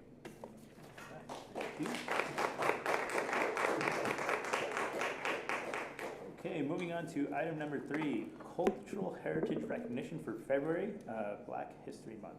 Thank you, President Fuentes. So Bakersfield City School District is observing Black History Month from February 1st to March 1st by celebrating the achievements of African American individuals throughout our nation's history while recognizing their struggles for freedom and equality. According to the Library of Congress, Black History Month, or African American History Month, originated in 1915 by historian and founder of the study of Negro life and history, Dr. Carter G. Woodson. The organization is known today as the Association for the Study of African American Life and History. Dr. Woodson enacted the first Negro History Week in February of 1926 to coincide with Abraham Lincoln and Frederick Douglass's birthdays. President General Ford officially recognized Black History Month in 1975. He sent a message to the public saying, "Seize the opportunity to honor the too often neglected accomplishments of Black Americans in every area of endeavor throughout our history." Since then, every American president has designated February as Black History Month and endorsed a specific theme. The theme for 2025 is African Americans and Labor. This theme underscores the diverse and significant ways in which labor, whether voluntary or involuntary, skilled or unskilled, has been at the core of the Black American experience. The Board of Trustees encourages all staff and families to visit our BCSD Cultural Heritage Guide, located on our district webpage, for activities and resources to honor, recognize, and celebrate African American history. Thank you. All right, thank you, Mark. Moving on to item number 4, Board of Education budget priorities. If I may, you have an older slide deck on your dais from the study session some time ago. I would also offer the board the opportunity perhaps to engage in this conversation after Sherry's presentation on the January governor's budget proposal. So it's the board's pleasure. Is she going to do a presentation now and then? It'll be done in her section. Okay. So this is a discussion, open for discussion. Sorry, I lost my spot. And if you'd like a little bit more of an overview of our previous conversations, if I may. So as we head into the 25-26 fiscal year, we just received information related to Governor Newsom's year budget that Ms. Gladden will present in a little bit. As we navigate through budget development, we recognize that we are currently in a deficit. I do want to acknowledge and thank our association presidents as well. We met in January to discuss and walk through the state of our budget, and we're going to continue to do that monthly to keep everyone apprised of our conversations, to be transparent, recognizing that we are in a bit of a dilemma as it relates to funding coming forward that's going to be reduced because of our average ADA, as well as the decline in enrollment. We are not going to be as whole as we have been during the pandemic, recognizing as well that the one-time dollars have exhausted. So it's an important time to prioritize a budget. And at the 30,000 foot level, it's balanced budget. It's budget with an identified deficit that perhaps we have a plan to address in a year or two, or it's direct specific actions that the board would like to see follow through as we identify potential savings. These savings, as we've had previous conversations and has been addressed tonight, these position adjustments touch every classification. So I'm interested to hear the board's perspective on that. If that's where we have to go, I'm hoping that we don't have to be there. But as a whole, opportunity for the board to discuss and ask us questions that we can help to offer context to the current situation. So.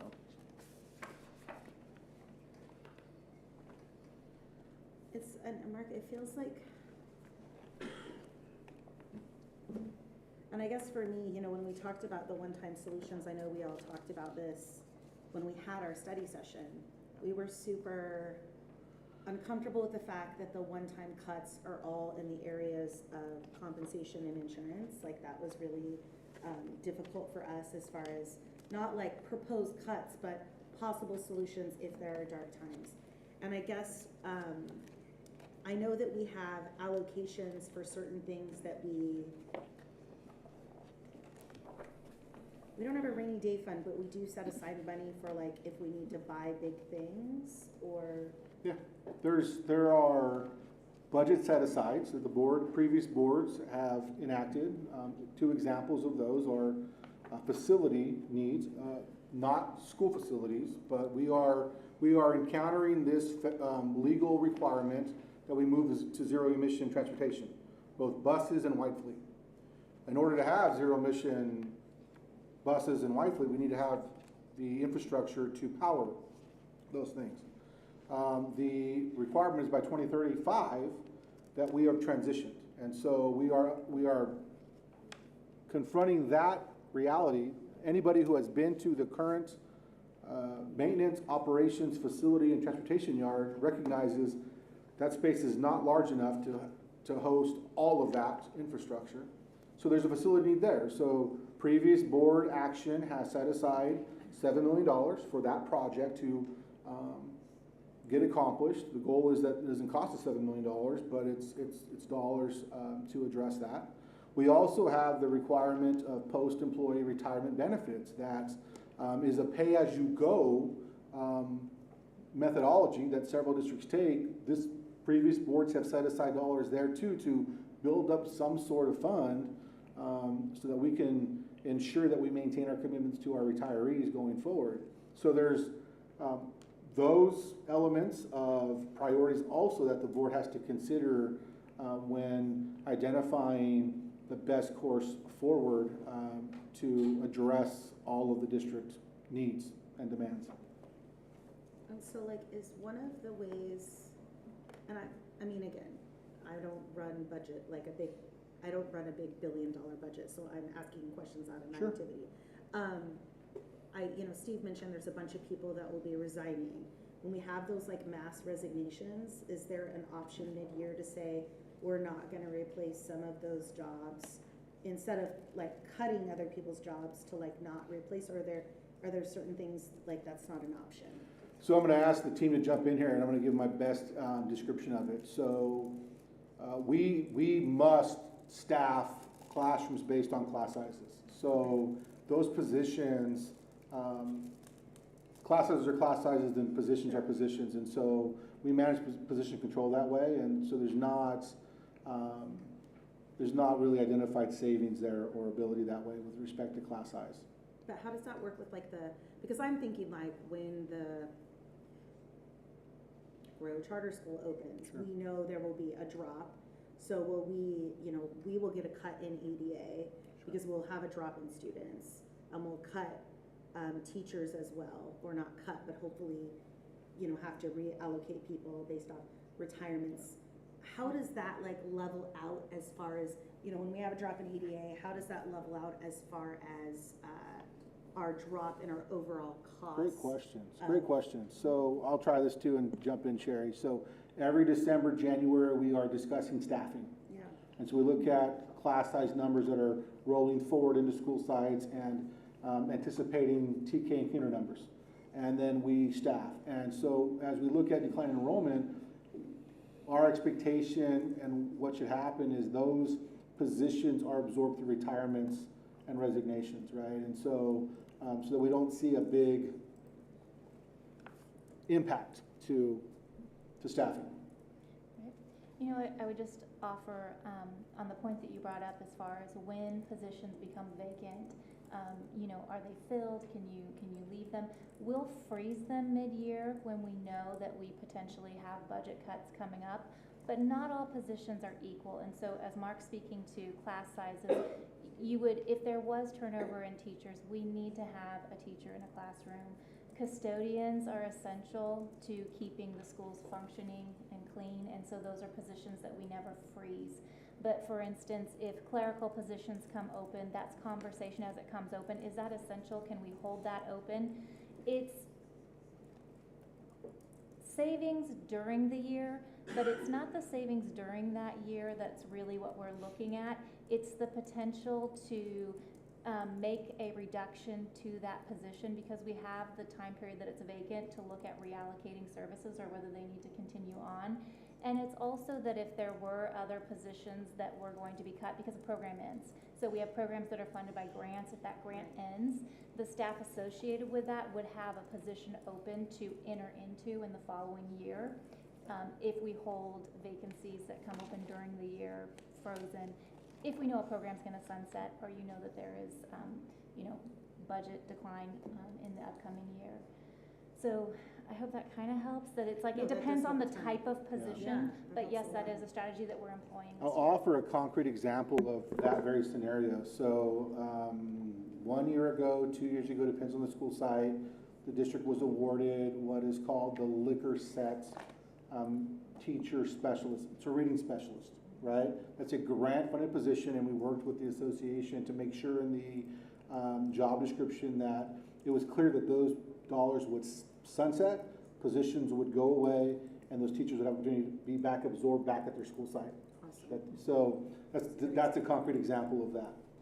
So I had two more questions. Sure. One of them is, when we do our budget report on Gavin Newsom's budget, are you going to talk at all about like how much we get from the federal government and what's going to happen to us if some of our early childhood education or like wellness programs that get federal dollars, like what the plan is there? Is that part of the presentation tonight? So that's not part of the presentation because it's solely focused on the state's January budget proposal, which is kicking off the state's funding cycle, and so that would be a different avenue, and there'll be more information available on the federal funding side around about the time that I'll present on the May revise.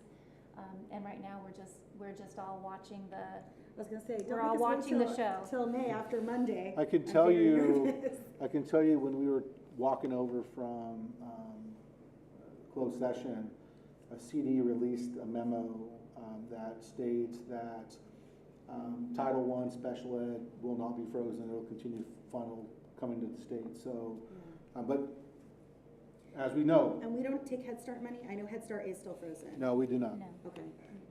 But that we might get more early childhood kids if Cap K's money is frozen on Head Start, right? Likely, you know, so here's the dilemma with early childhood, right? So we have this pressure of TK expansion, right? And the state pre-K, our current structure, state pre-K and TK. State pre-K has many regulations and requirements. So for the public, things like parent volunteer hours and the requirement of potty training for kids. TK doesn't have those requirements, and so 4-year-olds are almost automatically selecting the TK route, and so we're seeing a significant decrease in our state pre-K programs across the district. Numbers are just down a little bit, but it'll be interesting to see if options are reduced, what's the impact of the district. Yeah, that's an interesting conversation. And so I just, so we're not gonna wait till May to discuss the federal stuff. Will we have an emergency meeting if they dissolve the Department of Education? Well, Which is not a crazy thing to say out loud. I think we need to be prepared to have study sessions going forward and potential special meetings to discuss any type of volatility at the federal level. I also think too, we've discussed this, Dr. Cruz Boone in our conversation, and Sherry's gonna talk about it in a little bit. The LA fires Oh, yeah, for sure. are gonna significantly impact what Governor Newsom just released as the initial proposal, and so delayed tax filing date is going to impact, you know, how they project revenues and what the bottom line is at the end of the period, and so all of that. But Sherry has that much more detailed and can give a much better description of that than I can. You're setting it up like more ambitious than I feel like I'm going to deliver, but I think what I know today, and again, we have a lot more work to do with our discussions. What I think is most beneficial for staff today is, one, the commitment to continue updating the board on the progress of our budget and all of this. Two, I would really appreciate direction from board and latitude that our best case scenario with budget is to develop a budget that has a slight deficit that we can address and identify how we're going to close that gap. Maybe not this year, but maybe the second year. And I think there's some flexibility there with it. I mean, we're obligated to have a balanced budget. We don't want to present to the county a budget that's out of whack, but we're against a timeline, right? So we have, and again, I appreciate the conversation earlier with respect to, you know, notifying employees before the holidays. Well, employment law does not wait, and that's the part that's inhumane about the conversations. But we're on a timeline towards next month and having much more vital information to really be able to make informed recommendations to the board on the process going forward. And I hope to have that in the next couple of weeks. So perhaps a study session in early February to really be able to have a much lengthier conversation that doesn't make the board meeting go till 10 o'clock. So just thoughts. I was just gonna say, last thing, I promise I won't talk anymore on this item. That's good. You know, the item is that we as a board would each vocalize what we think our priorities should be. I agree with you. I like the idea of having somewhat of a deficit, giving us that wiggle room. But my priorities have always been like, I really don't want to mess with our staff's benefits or lose any staff. Like, those are my priorities. What do we have to do to hold on to the great people we have? That's my core priority.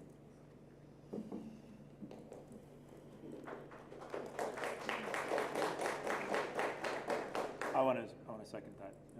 In terms of having our budget balanced, like, of course that's the biggest priority, but want to make sure we keep our people. Yeah.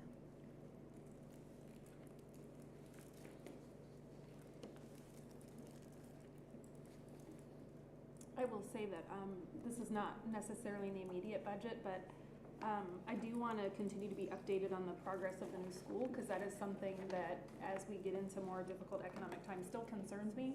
So if there's ever any information on population growth out there, if we could be kept informed on that. I also feel like it's kind of hard to discuss the budget just because we've been in between options of talking about things. Like, we were presented with some options.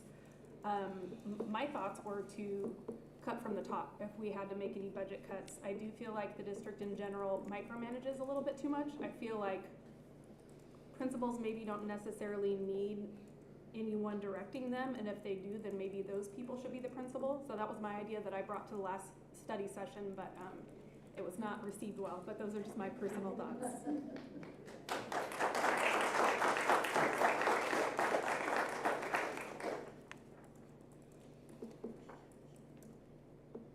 other discussion? Okay then. Thank you, everybody. Thank you. Yeah, thank you for all that. Moving on to item 5, approval to change, make sure I'm in the right place. Approval to change McKinley Elementary to a TK5 campus beginning with the 2025-2026 school year. It is recommended that that McKinley Elementary change to a TK5 campus beginning with the 25-26 school year. I have a motion. This is Chris, so moved. This is Laura, I second. Okay, all of those in favor? Oh, can I ask a question? Oh, discussion first, my bad. Yep. I just want to make sure, it's already a TK through 5 campus, except for the holdout for gate, right? Yes. So Yes. we're really just changing this for It's that one that last. one magnet class. That one last magnet class. Okay, just making sure. Thank you. Thank you Sorry, for thank that. you. Thank you for that. Any more discussion? Cool. All of those in favor? Aye. Aye as well. Moving on, thank you. Item number 6, the resolution reaffirming a safe haven for all students to access a quality education. It is recommended that the resolution of reaffirming a safe haven for all students to access a quality education be approved. Do I have a motion on that one? This is, I'll second. He moved. Mike. Thank you, Mike, for the motion, Laura for the second. Do I have any discussion? Woohoo! I think we've said what needed to be said earlier. Anything else? We good? Cool. All of those in favor? Aye. Aye. All right, moving on.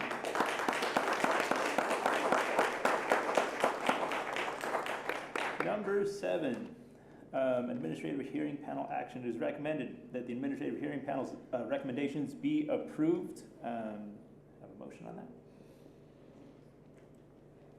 So moved. Thank you, Mike. Second. Thank you. Any discussion?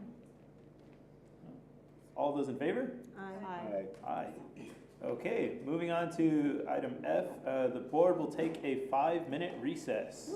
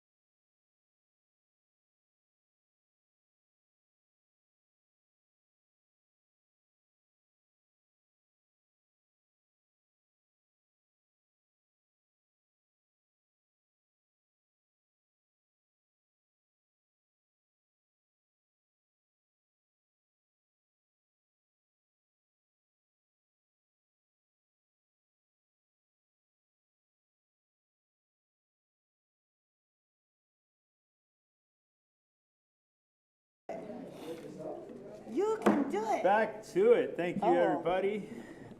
Moving on to item G, educational services.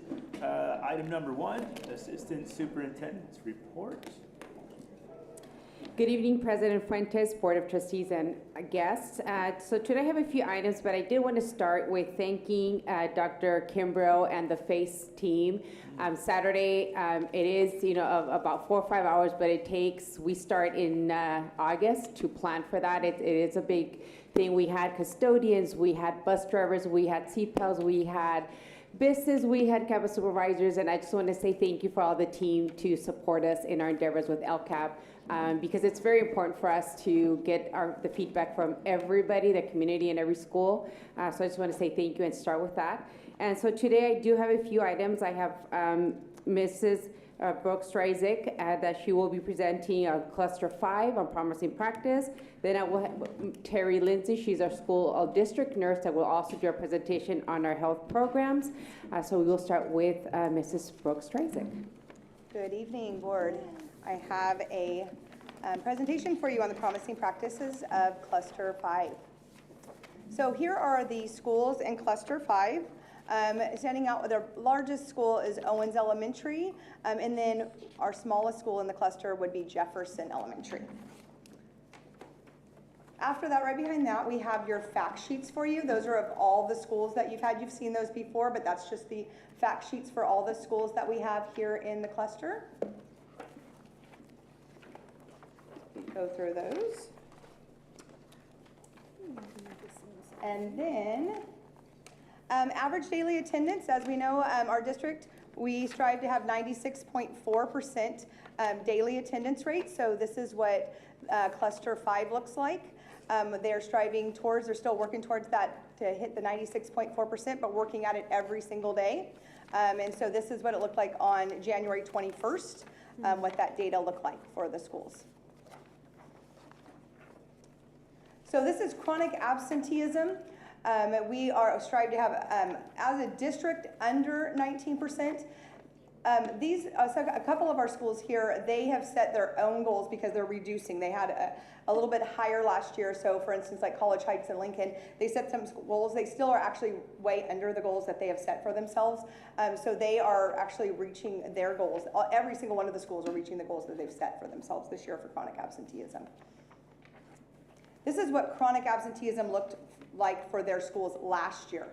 Every single one of the schools in Cluster 5 has reduced their chronic absenteeism year over year for the last 3 years. And they're on track to continue to reduce this year. So this is the STAR Reading Winter Assessment. So this data just came out. This is the window that just closed right before the winter break. So this is the winter assessment data for each one of the schools. And this is the math assessment data for each of the schools. So my first promising practice, and it's really nice, I always love to share the promising practices because it's something that we could just give a glow to each one of these schools. So Lincoln Junior High, so this is our newest junior high in our district. So what they have done is they have really focused on their long-term English learners. So here what you see on the top chart is the English learner progress. And so it's year over year. And if you can see here that they have made great progress. They went from 43.4% of their students making progress to 52.1%. Right below, you can see the dashboard charts there. They went from red in 2023, not making as much progress, to in just 1 year going to green because of the progress that they made with their students. And so this year, they're continuing with that progress. They have already reclassified this year 38 students. So when we look at that in junior high, that is really changing the trajectory for students going into high school. That means 38 more students right now will have electives in high school. So, and there's still one more, there is going to be another window because they will be taking the LPAC again coming up here in February. So there is still another window in the spring that kids will be able to reclassify. So they're doing some really good work there. So these are some of the things that they've been implementing even this year. So they have really been even incorporating parent sessions and inviting them and really explaining to the parents what it means to be a parent of an English learner and really what the importance is of being reclassified and what the STAR data plays in that as well.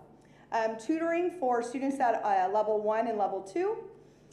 Teacher communication, really understanding, because we know in junior high it's the motivation is a big part of really applying themselves as well, as long as the skills. So they are talking with their teachers, telling those teachers where they're scoring so that they can talk to the students and really help them with the skills and the motivation.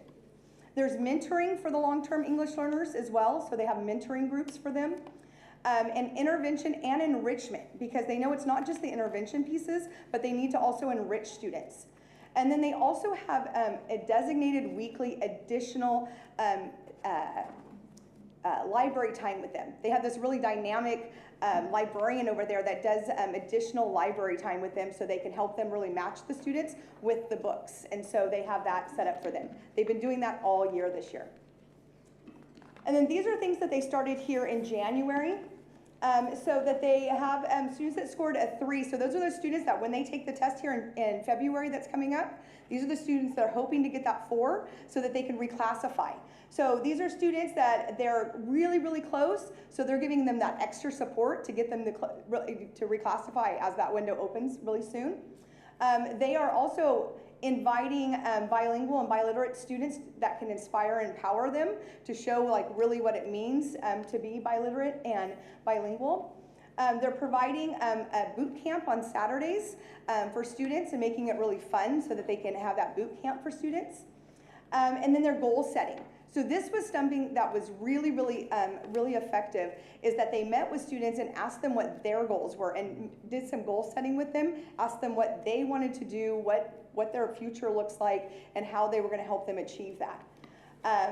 And then they were also doing targeted professional development with their teachers. So they've been doing some co-planning with the Multilingual Development Department, which is Mr. Seha's department, along with their academic coaches at Lincoln and their English language development teachers. So they've been planning together to help with the teachers' skill development as well.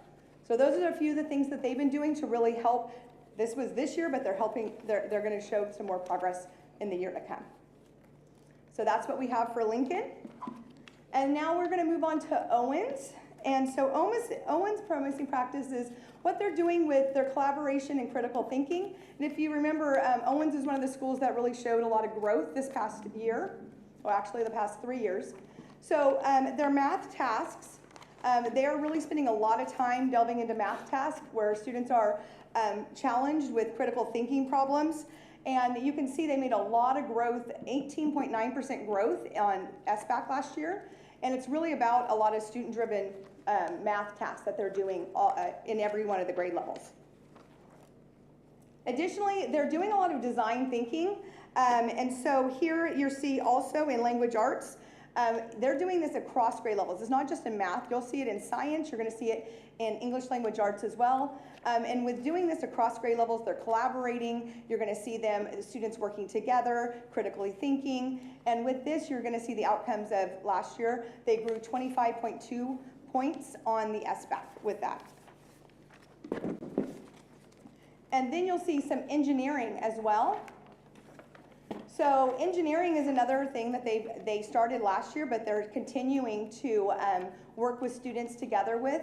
And in here, what they're really doing is setting up where students can work together and collaboratively really have a productive struggle, critically think again, work together. And then what they were doing is they were sketching out before they did this design.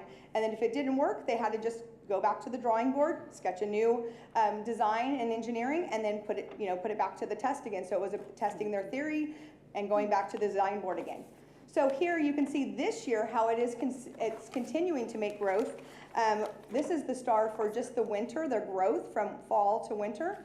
And you're seeing in their urgent intervention, it reduced in reading by 9.2%, and they increased their met and exceeded by 3.3%. And you can see in their star, they reduced their urgent intervention by 12.5%, and they increased their met and exceeded by 7.4%. So you're seeing the continued growth this year by continuing these strategies from last year to this year.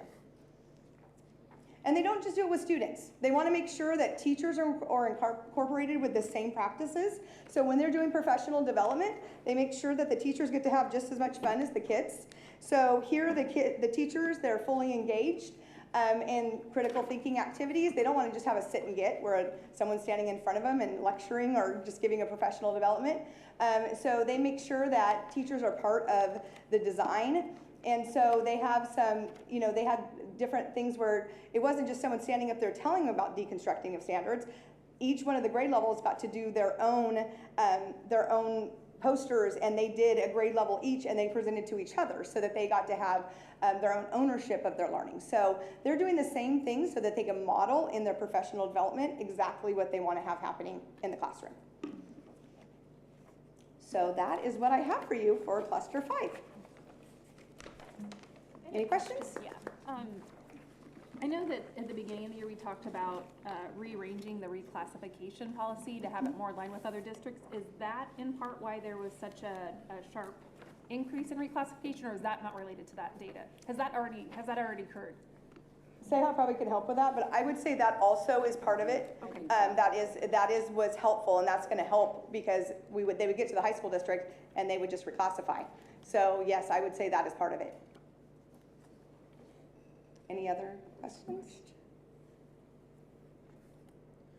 Are any of the schools, I know the data you showed was from January for attendance, right?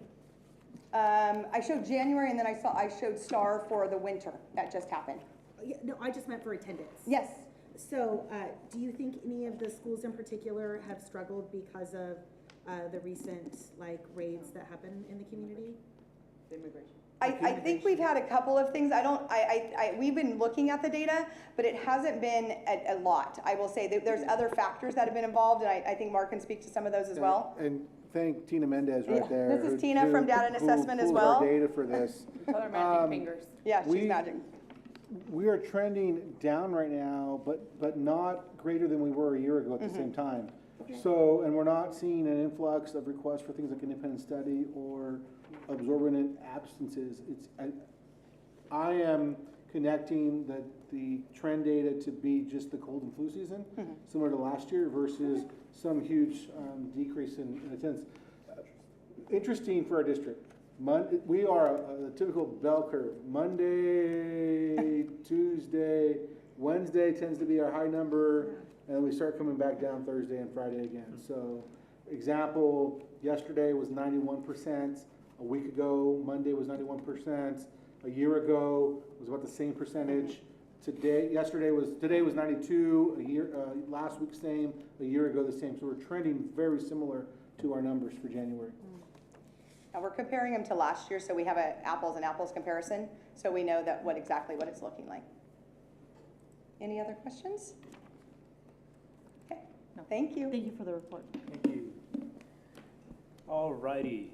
Moving on to item number G3, School Health and Wellness Board Presentation. Take it away. Good evening. My name is Terry Lindsay. I'm the School Health Coordinator for the School Health and Wellness Department. And so tonight I'm going to be sharing some information with you about the health programs that we have through direct service providers. At our school-based services would be our school nurses, licensed vocational nurses, and behavioral health therapists. And then in addition to that, at our wellness centers, there are nurse practitioners and school social workers. And then highlight a couple of programs that we're working on at the school health office with CPR, first aid, and AEDs, and then wrap it up with a little bit of information about our medical billing programs. So starting with school-based services, our school nurses, we have 23 school nurses in the district. These are certificated staff members, so they have a bachelor's degree. They also are licensed registered nurses, and they have a school nurse services credential. They are assigned to specific school sites. The average is around two school sites per nurse. There are some smaller assignments where they may carry 3 schools, and then we have 3 smaller assignments that have 1 school. Those schools are particularly large in comparison, and those nurses teach CPR at the school health office, so they have a lower assignment.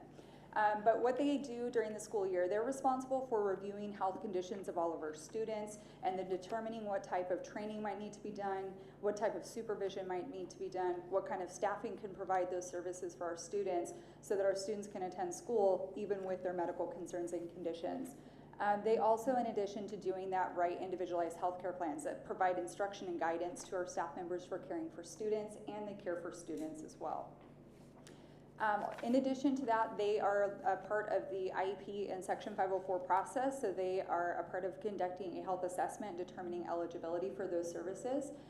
They also do hearing and vision screenings for our students in the mandated grades, so that's TK, Kinder, 2nd, 5th, and 8th grade, and then referring out students that may need assistance in either of those areas, and also providing case management. So case management, medical-wise, might be linking families to resources in the community to meet the needs that they have.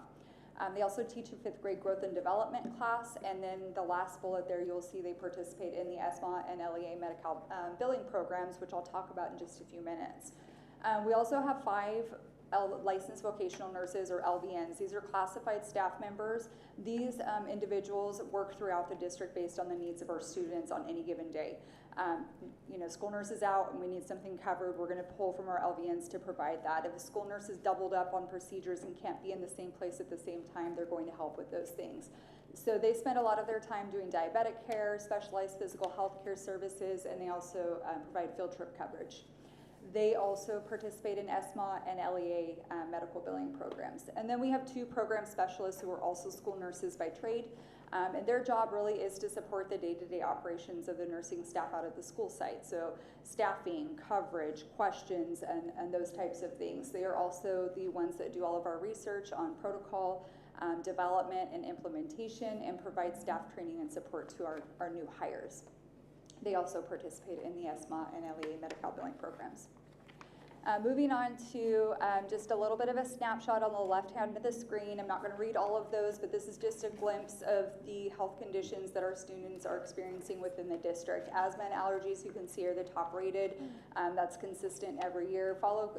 Seizures is quite a bit, and so when we think about the common things that we're dealing with on a regular basis, I would say asthma, allergies, seizures, diabetes. Those are the 4 things that we deal with quite frequently, but then you'll also see quite a bit of other medical conditions there that we are providing support to our students.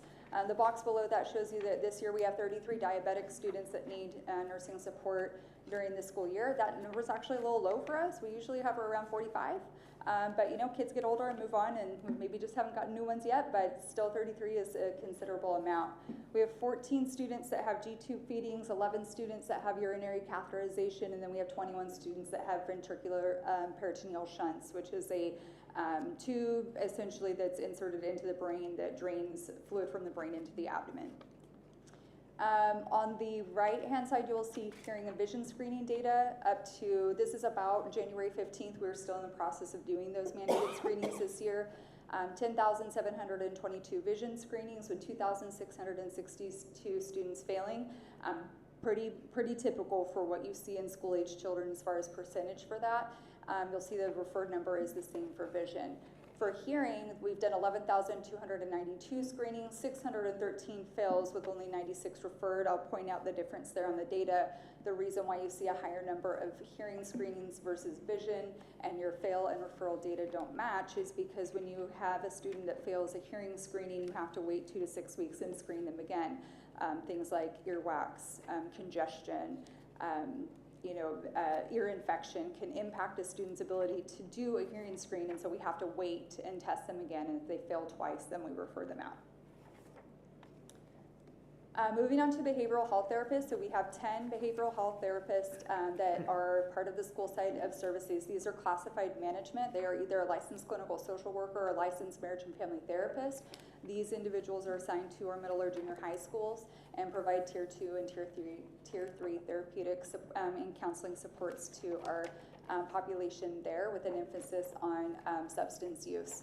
I know that you've seen data similar to this for this earlier in the year. These are just updated numbers on the left. You can see the highest amount of time that they're spending is providing individual therapy.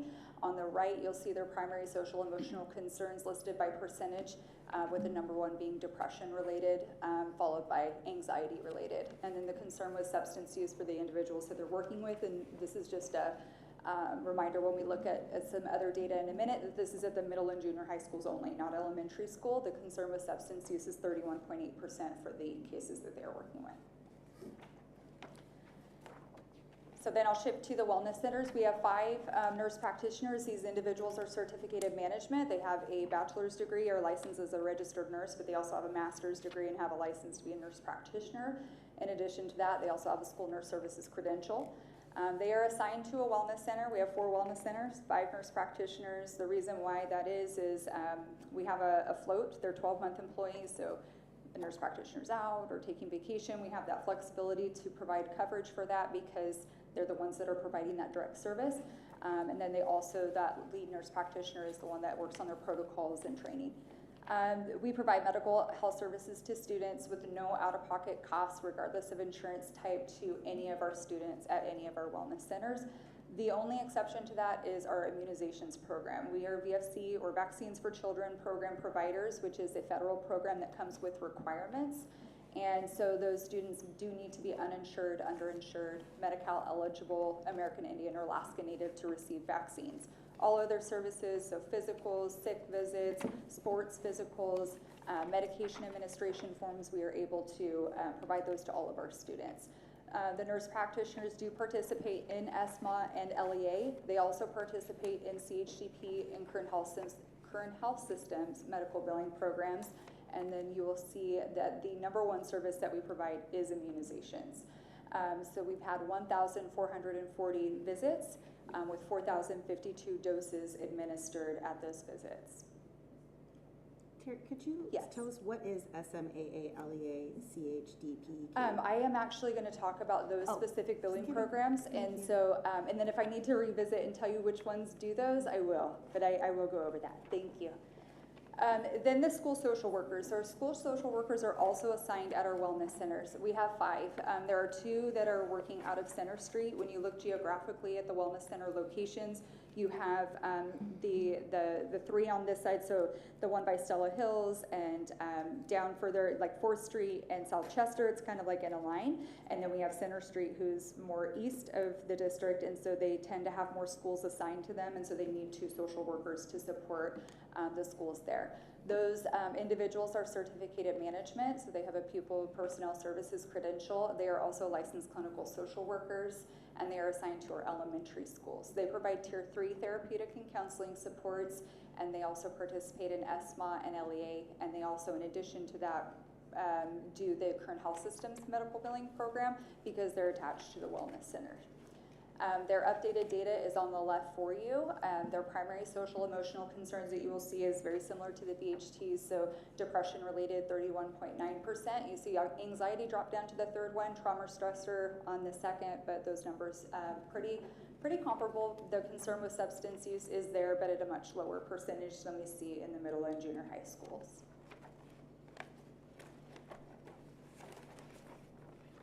So the next thing, this is going over to the school health office. I did a little disclaimer. School health office does a lot of different types of programs, and so trying to pick which ones I wanted to share with you guys tonight was a little bit challenging for me. I wanted to share a little bit of everything. But for CPR, first aid, and AEDs, we added 35 new AEDs in the 24-25 school year. All schools have at least 2 AEDs now. Some have 3. One actually has 4. Our middle and junior high schools received an extra AED for the purposes of sports, and so they are mobile. They take them out to sports and games. And then we also have AEDs at all district locations, and anywhere you see a wall-mounted AED cabinet, you will also find that there's Narcan in that cabinet. We teach CPR classes weekly at the school health office. This year, actually, we've been teaching it more than 1 day a week to meet the needs of the staff that needed to be certified. Currently, right now, we have 1,570 CPR, first aid, and AED certified employees in the district. And then 24-25, at the time that I collected this, we had already completed 736 certifications this year. It is a 2-year recertification, so we just keep recertifying. We have about 190 employees still enrolled from now until the end of this year.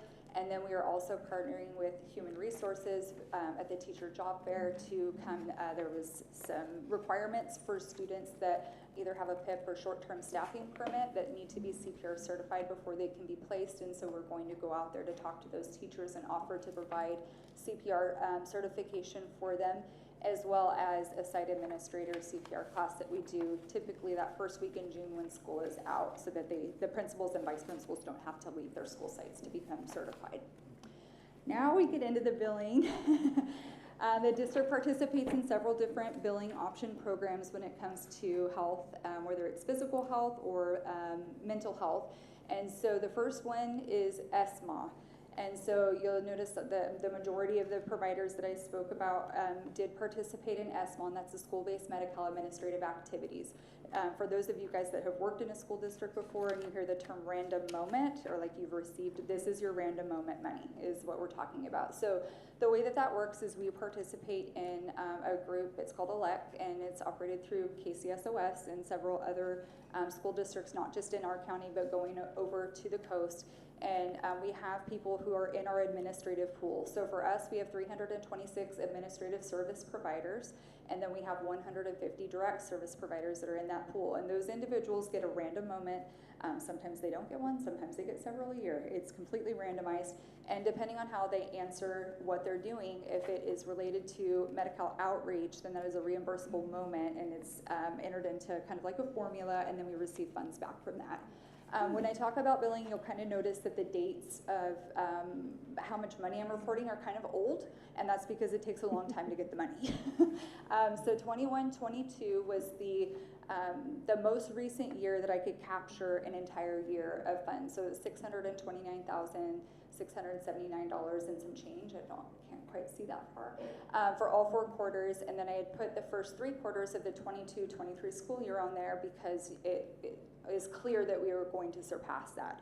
I actually got the email today about the 4th quarter. So 4th quarter from that year was $323,362, which brought the total to $988,865 for the 22-23 school year. The next program is the LEA billing program, or you'll hear it called LEA BOP. And in order for a direct service provider to bill under that program, they have to be a part of the ESMA program. So that's where those 150 direct service providers under ESMA fall into the LEA program.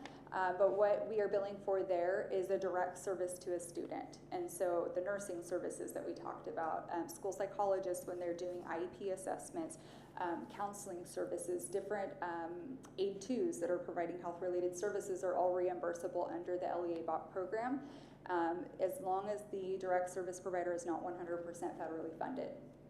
So you can see from 2019-20, from that funding we received $1,719,232, and then the 2020-2021, $1,482,056. Those 2 full school years, we have received that money within the last calendar year, about 12 months, roughly, give or take maybe a couple of months. And so you can see that delay there, like that it takes a couple of years to go through that process. In addition to that, we have what is called backcasting. And so there was an amendment to the LEA BOP program that allowed us to make some changes into the way that we had done our billing previously. Those proposed changes were back in 2015, but did not get approved until 2020. So when that happened, we chose to backcast, or essentially, if you think about the CRCS, it's kind of like your taxes. It really is. It's like that's how we get that money. So we chose to like refile our taxes. We went back to those years and said like, hey, we want to rebuild these things. And so within the last 12 months, you'll see those amended CRCS for 2015-16, 16-17, and 17-18 is money that we just received for going back and like refiling the CRCS. And so that kind of summarizes that for the LEA BOP program. We have Kern Health Systems is another billing program that we have, and so you might also know of them as Kern Family Healthcare, and they are our local managed care plan for Medi-Cal. At our clinics, we have our nurse practitioners and our school social workers that are contracted providers through Kern Family, and for doing certain services, we, instead of billing LEA, we are able to bill Kern Health Systems at a different rate. And so when it's more advantageous for us, we choose to go that direction. And so for those services, those are the only two, the school social workers and the nurse practitioners are the only two that can bill that program. In the 23-24 year, it was $194,502. The next program is the Child Health and Disability Prevention Program, which is called CHDP. That program, just so that you know, that program has phased out. It ended, I think it was July 1st, and so if you hear me speak about it in the future, you'll hear me refer to it as Children's Presumptive Eligibility. Similar thing, but with the purposes of the money that we received in the 23-24 school year. What that program is that the wellness centers, if we have a student that needs a service, and they don't have insurance, we can provide a physical to them, and then we can enroll them through a CHDP physical into Medi-Cal. And it gives them temporary access to Medi-Cal, and then we put a referral in to get them access to full scope Medi-Cal. That program in 23-24, we received $12,303.50. Moving forward with the CPE program, I anticipate that number actually will go up considerably because the requirements for CPE are not as strict as the CHDP requirements of offering a physical. We can now offer CPE visits for any service that we're providing, which really has expanded the number of families that we're able to help. The last one is the Children and Youth Behavioral Health Initiative, or CYBHI fee schedule program. This is something that if you haven't heard about it, you probably will. This is a newer billing program that is tailored around reimbursement and sustainability of specifically mental health services. We are in the third cohort for that program, and so just now starting the onboarding process. And so what we do know with that, it's a statewide multi-payer fee schedule. And instead of having to wait that delayed years under LEA for receiving reimbursement, your reimbursement is quicker. There is no cost settlement where you're like that analogy I was saying, like filing your taxes. There is not. It's just you do a service, you bill for it, you receive reimbursement, and that's it. That's what the straight fee for service rates with no cost settlement is. It also expands the provider types that we're eligible to bill for services. People that we, in positions that we may not have been able to bill for, we will be able to bill for services that they're doing for students, which is great. Projections are a little bit difficult with that because some of the fee schedule has not been released yet. So when you're looking at particularly the unlicensed individuals providing mental health services, they have not released the fee schedule on that. More info to come. And then just a little bit of exciting news. So on the left, you'll see a flyer. In the 21-22 school year, the School Health and Wellness Department, specifically the wellness centers, decided to pilot doing on-site Tdap clinics for 6th grade students. What we noticed at the beginning of every school year is that first week or two of schools, we had like a line of people out the door waiting to get vaccinated, and they weren't in school. And so we really wanted we don't know who the incoming TK Kinder students are, but we know who the incoming 7th grade students are, or most of them. And so we started trying to go out to the school sites and provide the Tdap vaccine at school during the school day. And so that first year, we did 396 students. The second year, 615. The third year, 624. This year, we are at 492, and we still have the entire month of February and March clinic dates that we have not even done yet. So we will pass our numbers from the last several years. This program has been so successful for us that the California Department of Public Health has asked me to present in April at a statewide school health update meeting to share how we did this, what challenges did we face, what kind of success did we have to help other districts put similar processes into place. So we're really proud of that. And then on the other side of the screen, you will see that is a Board of Registered Nursing, School Health and Wellness, Continuing Education Provider Certificate. And this is something that we worked on to obtain in our department so that when we're providing internal professional development to our school nurses, we can provide them with continuing education units, which is something that's required for their license. So they don't have to do that on their, in addition to the PD that we're providing them to meet their license requirements. Thank you. Any questions? I had a question. No, go ahead. Well, I wanted to say first that school nurses are amazing, and they're always the unofficial counselors and therapists of school where students go and they have anxiety. My question was for the therapists or social workers. So if a student that's more comfortable speaking Spanish, if they don't have one on that campus or health center, do they just use like a translator, or do they get sent to like a different site or health center where there is one so they can receive that? So all 5 of our school social workers are bilingual in Spanish, and so that's helpful. We do have some of our behavioral health therapists that are also bilingual, and it depends on the need of the translation. If it's something like just communicative, they'll use school site staff. If it gets a little bit more in depth, then we have somebody from our office will go translate, or they will rely on each other to provide that translation. That's what I'm happy to hear. I wanted to say too, the vaccine program is so great. When my son started kinder, I think we had to wait 2 months after school started to get him vaccinated. I was like, but he has to go to school. So it's awesome that you're providing that. Thank you. I had a couple questions. Does a student have to have an appointment for the wellness centers? For medical services, no. For medical services. We do take walk-ins. Okay, that was one of my questions. I think there's some miscommunication out there, so we might want to get our parent centers up to date on we're back from winter. The consent forms for the services, are they available online? They are. They're on the BCSD website under the School Health and Wellness department, and then the school sites have access to them as well. That was for the moms that are listening out there. Also, some of these I know the answers to, but I was told to ask. Do the wellness centers draw blood, or do you refer them out to a lab? We do not draw blood. We do some point of care testing, which is like a finger stick, but if it's anything that requires like a blood draw, we do not do that. We do refer out for that. So in a situation, because I noticed the CHDP, I'm familiar with all that. How do you, when a student does get referred out for lab work, the lab results get sent back to you guys, right? You don't refer them to a primary care. No. So whenever we put the order in, it's electronic, and so when the results come back, it comes back to us that way. If once we receive it and we review it, there's a cause for concern, then we do call the parent to say, like, you need to refer. We need to refer you back to your primary care. But that initial, it's not an automatic referral. If there's not a concern that we can address, we will address it. Okay. So more complicated things. I'll give you an example. Probably about 3 or 4 years ago, we did have a student that we referred out for labs, and the labs came back, and the student had leukemia. Right. And so in that instance, we did schedule a follow-up appointment to talk to the parent, but we can't treat that. So we do have to refer back to a primary. That ties into one of my other questions.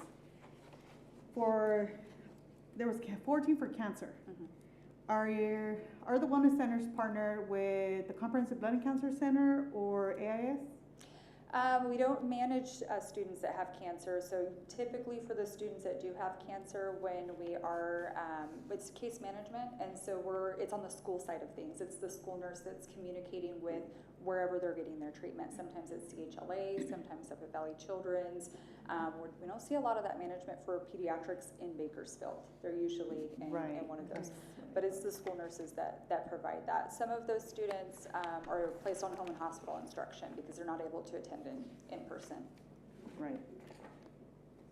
The vision screenings, total 10,722, failed 2,662, and you referred them out. If I remember correctly, a few years ago, you were partnered with an eye institution, and they're no longer partnered? We are actually repartnered with them, so we resumed that partnership about 2 or 3 months ago. Okay. They have resumed services at Jewett Avenue Wellness Center. It's not to the same frequency in which we were seeing previously. We're working on that, but it is an option now. They are seeing students there.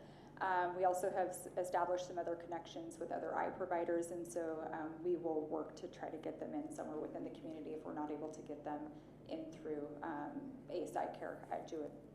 yeah, that was my concern for the students that don't have any insurance and they were being referred out. Were they being given like the site for one of the VSP vision vouchers? Yeah, there's a couple of them out there. Yes, so the school nurses apply for VSP vouchers. Right. And so if they do come across that, we try to reserve those for instances where we cannot find another resource because those are like gold and you can't get them very many anymore. They used to give them out quite a bit. Right, so and we try they'll to like reject hold the on to claim those to the also kids if that really they need find them. out that there is insurance on that child. Yes. Yeah, yeah.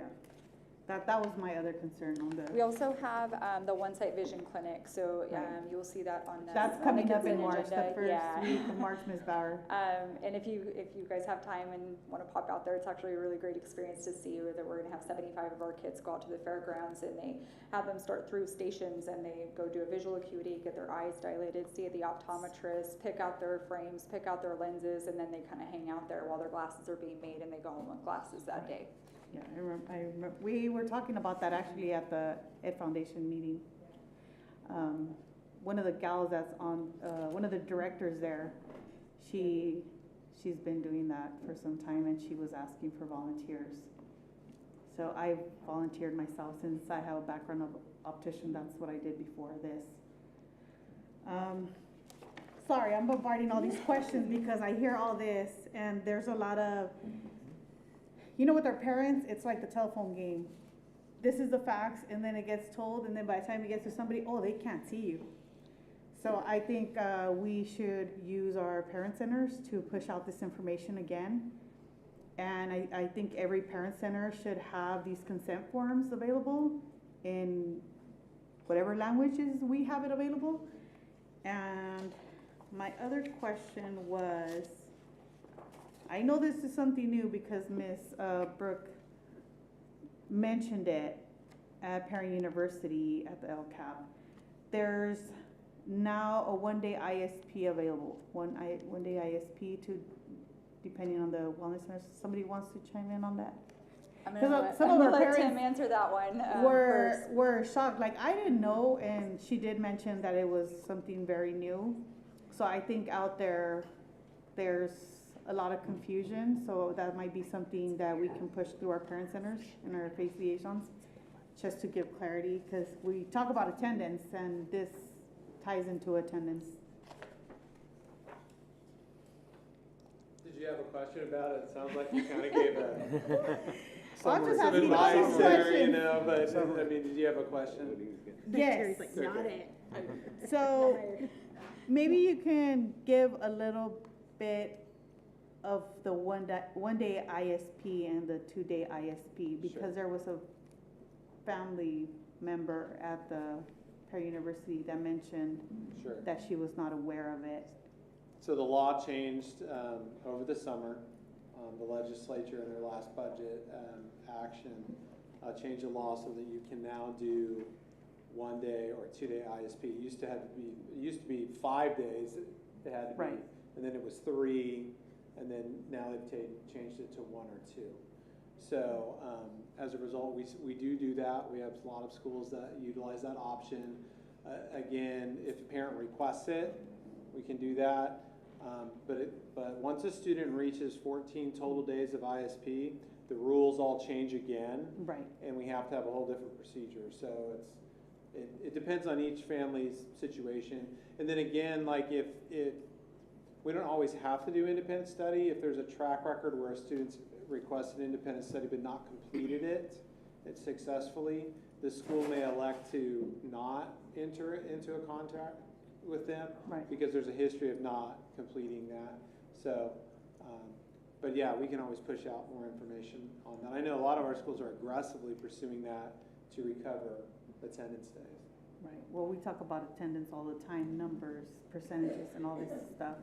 So I think there needs to be clarity, just because there was a lot of questions out there. And of course, we're focused on the entire LCAP on Saturday, and to go into details and questions and answers on this, I think it's something that's very important.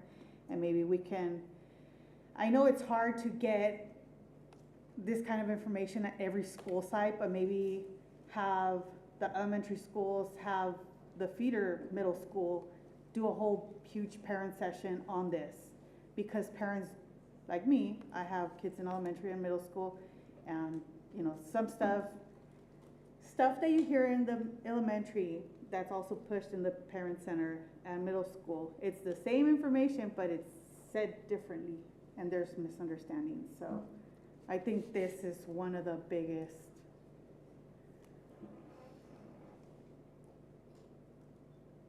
You know, when other districts come to us and they ask us, what are we doing?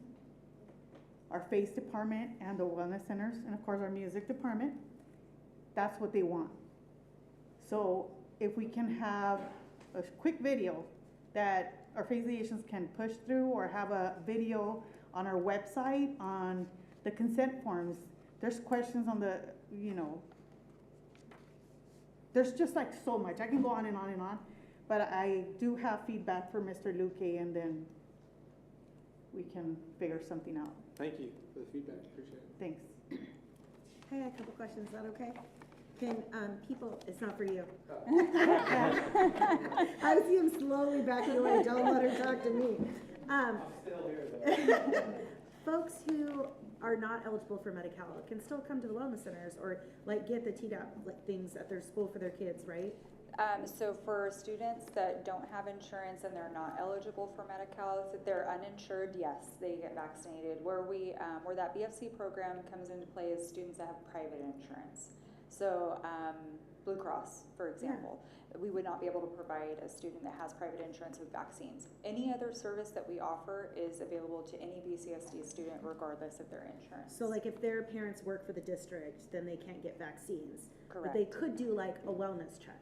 Yes. Is anyone ever gonna get, because this, I gotta tell you, I hate going to the doctor, because every single time I go to the doctor, I get like 12 bills from like the lady who checked me in, and then the doctor I saw, and then the assistant who checked my vitals.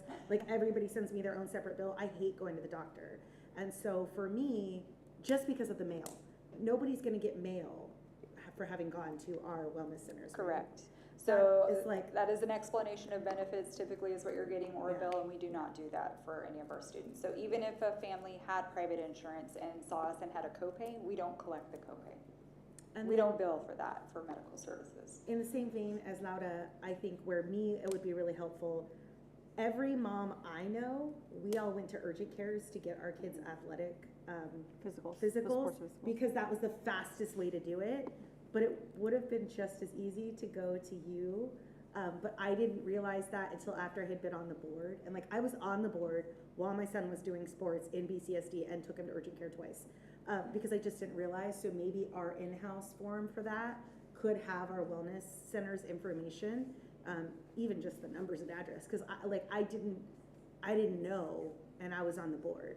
Like I feel like you're right. It's just something that isn't public information. I think in part because the school our kids go to, it's just not a service. The wellness centers are, even though the wellness centers are literally like a mile away, they're so close. It's just not something like that people ask for.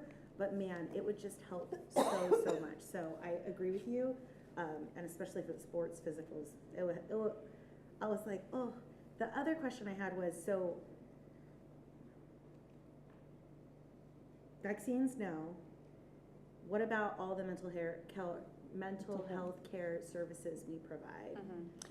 Specific to the wellness centers? Yeah. Okay, so the school social workers provide mental health services at the elementary schools. Yes. So the majority of their referrals come through the MTSS team at the school sites.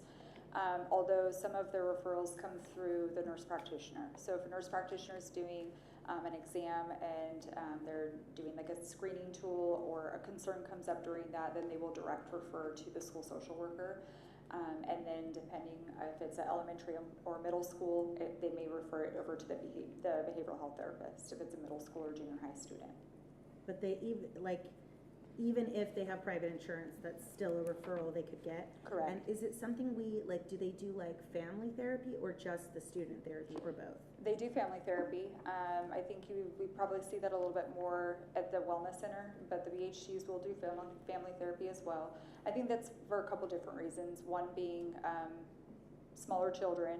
And so when you're working with smaller children, you're going to have a lot of interaction with the parent to say, hey, these are the things we're working on. This is how you can support it at home. Let's pull you in together. As kids get older, not quite as needed. And then also the space. It's at a clinic setting, and so I think we see it accessed in that way a little bit more than with the BHTs. This was so good. Sorry I interrupted you earlier. No, that's okay. Well, one more. Most of our parent centers have pamphlets like what is a PAL, what is, and I had even mentioned for what is the reclassification, you know, just a pamphlet. There was something out for the wellness centers besides I was looking for it in my folder. The big sheet that has all the information, and I know you guys have smaller ones. Did we ever do a pamphlet or what is the wellness centers? I mean, I don't remember.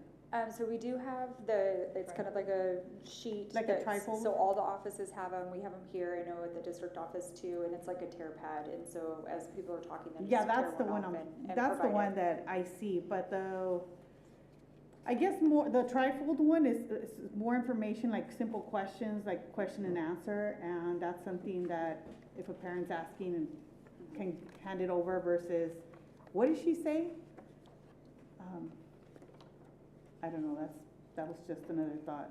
Since most of the parent centers have an information wall or one of those, the rotating ones that have all the different community resources. Flyer information. Yeah, just. That's a good food idea, for thank thought. you. Thank you. With the CPR training, do you guys do the Narcan training too? We do.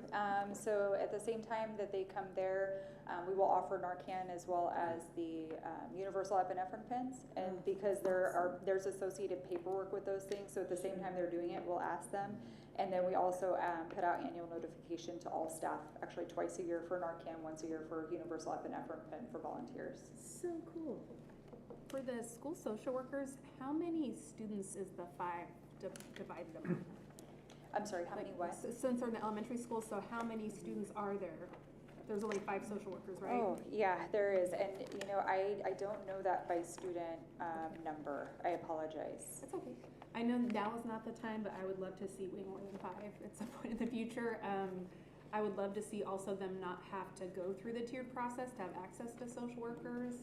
I know this year is not the year. I know we're under a strict budget, but I'm going to keep saying that until we get money.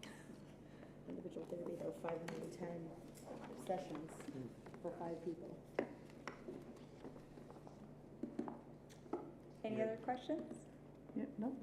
Okay, No, thank you so much. I appreciate it. I Thank just you want so to say much. thank you for letting me come to speak about the services. The No, it's so last great. few times I've spoke have been about the pandemic, so it's been a while since I got to talk about anything other than that. So this was really great. Thank No, you this so is a much. good I appreciate refresher. you. Thank Really you. awesome to hear. Thank you. Okay, looks like we're moving on to item H, business services. Number 1, Assistant Superintendent's report. Mrs. Sherry Gladden, Assistant Superintendent Business Services, will provide us a brief department update. All right, we'll keep it rolling with the reports. Oh, we're forward a few slides too many. Okay.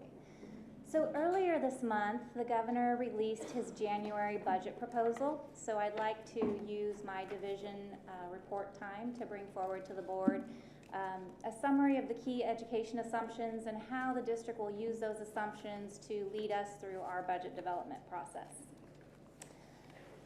The January budget proposal is simply the start of the state's budgeting process. So within the school business circle, we like to remind that it's not carved in stone. We're better served to think of it as written in pencil, because the only thing certain is that what the state adopts in June will not be this version of the budget proposal. I'll throw money on that bet.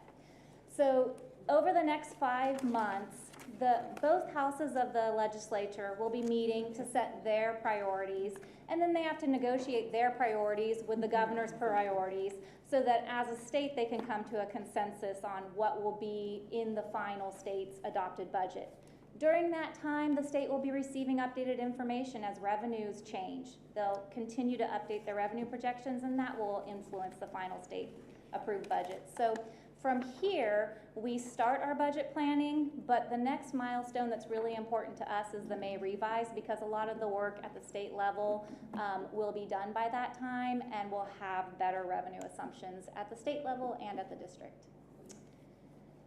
I normally wouldn't start out with risks at the beginning of a budget presentation. We normally close with this in summary, but it's an exceptional year this year for several reasons, and so it benefits us to keep this temperance in mind as we walk through the assumptions included in the state budget proposal. So at the time that the governor's January budget proposal was finished and put to print, the wildfires had not occurred yet. By the time he released it, they were occurring, and that was at the beginning of the outbreak. So this budget proposal does not factor in things that will change on the state's revenue and expense side. So one critical thing is the last time there was a declared emergency due to wildfires was in 2023, and the IRS and the state deferred the tax filing deadlines during that time. And it's a significant extension through November. As a result of that, the state overprojected their revenues for their 2024 budget development. So we can anticipate, the state and the IRS have both already extended the tax filing deadlines for LA County, which is the largest county within the state of California, and it accounts for about 22% of the state's personal income tax revenue, and many of our largest corporations are also within that county, and so it affects corporate taxes as well.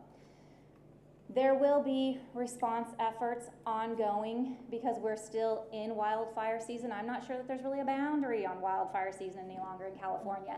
And although there will be federal funds that will assist in that, we can also wisely assume that there will be significant state investments in that, and that would not have been able to be factored into this January budget proposal. There was a change in presidents this year, and that's not something that happens all the time. So it is a significant factor to the state's budget ability, because along with a new president and new key position holders within his cabinet and other high-level positions, we're seeing policy changes at the federal level. Most significant to impacting budget right now are the tariff and immigration policies. So we'll be watching that and see what the influence on that is. But other more known and typical ones for California are the interest rates and stock market volatility. California receives a significant portion, a more significant portion than other states of their revenues as a result of capital gains. Within California, our top 1% of earners pays the most significant portion of personal income tax revenues to the state, and so the stock market has been doing exceedingly well up to this point, but the volatility of those capital gains definitely affect and impact California's budget. So overall, we're not complaining about this budget proposal. It's a good launching off point for the state to start from. The governor has presented a balanced budget. He is recognizing that the California economy is growing, but in the further out years, it is expected to slow down and restrict. He, in his budget proposal, refers to inflation persisting and the effect that that has on housing in California. Unaffordable housing prices are now the main reason that people cite when they're leaving California. People exiting California can affect revenues within the state. The governor spent time in his press release speaking to his desire to have or build budget resilience. So in recognition of the state receiving a lot of funding from capital gains, he continues forward with an effort that we've seen in prior years where he is trying to ensure that he's investing one-time dollars on one-time things. And in this particular budget, he focuses on maintaining existing programs rather than creating a lot of new initiatives. And in his budget projection, or January budget proposal, but it is a projection, he's projecting a $16.5 billion surplus over the 3-year budget window. I think it's important, let's just stop and pause, that the state's budget is always a 3-year window. So they recalculate the prior year. So for us, that would be 23-24. They update or revise the current year, so the current 24-25, and then they project out for what's called the budget year, which in this case would be 25-26. While projecting a $16.5 billion surplus over that 3-year budget window, they also project to have a reserve, a total reserve across all their little pockets of reserves of $17 billion. And so this is a good starting point. We're happy with this. Education fares very well in this budget proposal, and so not all other sectors of the budget will be as happy as education is for this starting point. Education, specifically Prop 98, is the portion of the state's budget for K through 14, so elementary through high school through community college. Proposition 98 feeds the state's education budget. And education, and specifically Prop 98, that grade range, is receiving approximately 55% of the state's projected general fund revenues. So we are a far winner in this budget version. The budget proposes to fully fund the COLA, and in doing so, they are proposing to fully fund the COLA out of ongoing funds, and that is very significant because this year and last year, the state funded COLA, which is an ongoing cost, out of one-time funds, or partially out of one-time funds. So this is a safer spot to live in when the beginning budget proposal is proposing to fully fund the COLA and out of ongoing funds. Because the capital gains revenues are so significant, or projected to be so significant, the governor has extra one-time dollars at his disposal, and he has proposed to apply those towards one-time programs and one-time priorities, and several of which would apply to the grade ranges and the programs that we participate in. So risks to the Prop 98, so the education budget, are a bit less severe this year than in prior years. It bears repeating, so it's on this slide twice, which, I'm sorry, let me also stop and pause. You will notice at the bottom of some of these slides, you will see there's credit provided to School Services of California. They did a great job on summarizing some of these key highlights, and they provide them to school districts to share with boards, so you'll see that I've incorporated some of these slides into our presentation tonight. But it bears repeating that the one-time COLA for LCFF is supported out of ongoing funds. And why that's on both slides is because it gives a sense of security for the reliability of this budget proposal. All things else aside, because legislature and governor still have to negotiate and agree on priorities, revenues will continue to be updated, but to be even starting from a point of fully funding from ongoing funds is a great place to be.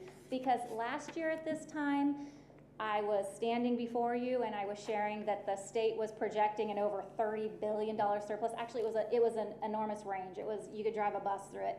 It was like from $38 million to $60-some million deficit that they were projecting. And so we are standing here today in a much more comfortable position. In addition to that, the governor's budget proposal projects to continue replenishing reserves and setting aside funds for downturns between now and the May revise, or downturns that could come up during the year. So when we look at this launching off point of the January governor's budget proposal, really where the biggest risk lies to districts is in our own demographics and dynamics, the declining enrollment and the impact of declining enrollment, or appetites within a district on spending, maintaining spending over one-time, that was previously funded from one-time dollars. So local decisions and local demographics are really the bigger risk to district budgets this year. So I thought this was a nice visual of the investment in LCFF since the initial year in 2013-14, and so you can really see how over the period since implementation until the projected year of 25-26, how the LCFF investment has grown from the state. Looking at the orange, that signifies the amount of the investment in just that year, and so you'll see that it varies from year to year. There are some years where the COLA was much stronger, and years such as the current year, 24-25, where a 1.07 COLA, barely little registers on that. But it's a good visual just to give acknowledgement and recognize the progress that we've made under the LCFF formula. Having said that, let's focus in again on the variance of the LCFF investment that we've seen in recent years. So 22-23 and 23-24 were both very strong years for investment in LCFF. In fact, 22-23, we loved that year because in addition to COLA, the state actually applied an augmentation. They boosted up the LCFF base grant amounts to recognize that since the formula started, they hadn't made any other adjustments, but yet costs had increased, especially during the pandemic time. Costs were increasing quicker than other periods of time. 2023-24 was a solid COLA at 8.22.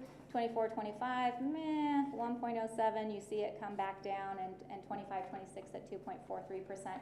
Now, what I'll call out to you is look at the shaded bar to the right of the yellow bar. The yellow bar is the COLA or augmentation that was funded.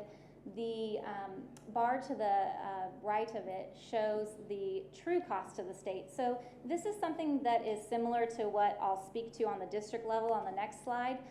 Although a COLA is applied to the base grants of LCFF, as a whole, enrollment is declining across the state of California, and attendance rates have failed to resume to higher levels. And so applying that base grant doesn't mean that the state's LCFF costs are actually increasing by that percentage. It's actually, their true cost is actually a little bit lower because year after year they're funding less ADA to districts. So what does the proposed 2.43 COLA and LCFF mean to BCSD next year? And I hate to give this answer, but it depends. It depends on what survives the budget, the state budget process. So current law for LCFF, the formula that drives the calculation of LCFF, is included within the current law, current budget act. So if we were to apply the 2.43 COLA on base grants, and we have declining ADA, and so we will decline by 462.6 is the estimate. For BCSD, because we're in our 5th consecutive year of declining enrollment, it benefits us to use the funding option that the state provides, which is to take the average of the 3 prior years, because our enrollment and therefore our attendance in the prior years is higher than what it'll be next year. So with that, that's what we base our funded ADA calculation off of, is 2 closed and known years, including what the projection is for this current year. And so that's a decline of ADA of 1.71%. But in applying the COLA to the base grants in the LCFF formula, we would see a year-over-year increase of just over $4 million. I'm happy to be living in that world because in the current year, our LCFF funding actually rolled backwards $2 million. So this year, we're receiving $2 million less in LCFF funding than we received last year. So seeing a positive number on that entitlement calculation or growth year over year is a nice place to be. But to put it into context, a 2.43% COLA on base grants really is a 0.96% increase year over year in revenue. So that's option 1. That would be current law. That is the safe bet to go with. The COLA will not be 2.43 also, by the way, because as the additional factors that calculate the COLA come in over the upcoming 5 months, that number will change. But it's the number that the state has today with the information that the state knows today. The governor's budget proposal includes a proposal to increase the TK add-on for 2025-26 to fund full implementation of TK, which full implementation hits next year. So that is all children turning 4 prior to September 1st. Sounds right, and I apologize if I misquote the date, but September 1st, I believe sounds right. As well as reducing the child to adult ratio within TK. So currently this year, it's 12 students to 1 adult, and next year it would be declining to 10 students per 1 adult. And so both of these things are significant. More students being eligible to attend TK, smaller class sizes, and so what that is it's increased facility space that's needed, increased qualified teachers for TK because the requirements are a bit different than teaching other grade levels. So recruiting, training, materials, furniture, all of those costs. So recognizing that that's a significant cost, the governor's proposing to put in an additional amount, which is over $3,000 per TK ADA. It's very significant. So I say, if it survives the next 5 months in the negotiation process, and if the state has funds to still pay that, that would result in an additional I'm gonna round it up, guys, 2.9 million above the previous LCFF entitlement. Now that would be a change to law, a change to the formula for LCFF, so it's a bit more speculative. In addition to LCFF, there are other state programs that are receiving a COLA, and I won't read through those, but it is a fair list. On this slide are only the programs that apply to the grade ranges that we serve and the programs that we receive. I do also want to call out that there are 2 significant programs, state programs, that do not receive COLA in this proposal. Arts and education, there's a very good reason for that. Proposition 28 that was passed by voters feeds the art and education, and it's a formula. It's 1% of the Prop 98 minimum guarantee from the prior year. There's no COLA in that formula. It's not applicable to that funding source and where it's funded from. And then our expanded learning opportunity program, we are happy that they're maintaining the funding level, but there is no COLA proposed on that. So because there is a significant amount of capital gains revenue accessible to the state or projected to be accessible to the state, the governor is proposing to apply that to one-time allocations. And some of these state programs are programs that already exist that are funded year to year as funds exist, and some of them are new programs and some of them are just continuing programs. So it's kind of a mixed bag. I'm not going to read through all of the detail, but I included it here so that it's available for your information. I did just speak to the TK add-on to the LCFF formula. It's very significant, $3,252 per TK ADA if it survives the budget process.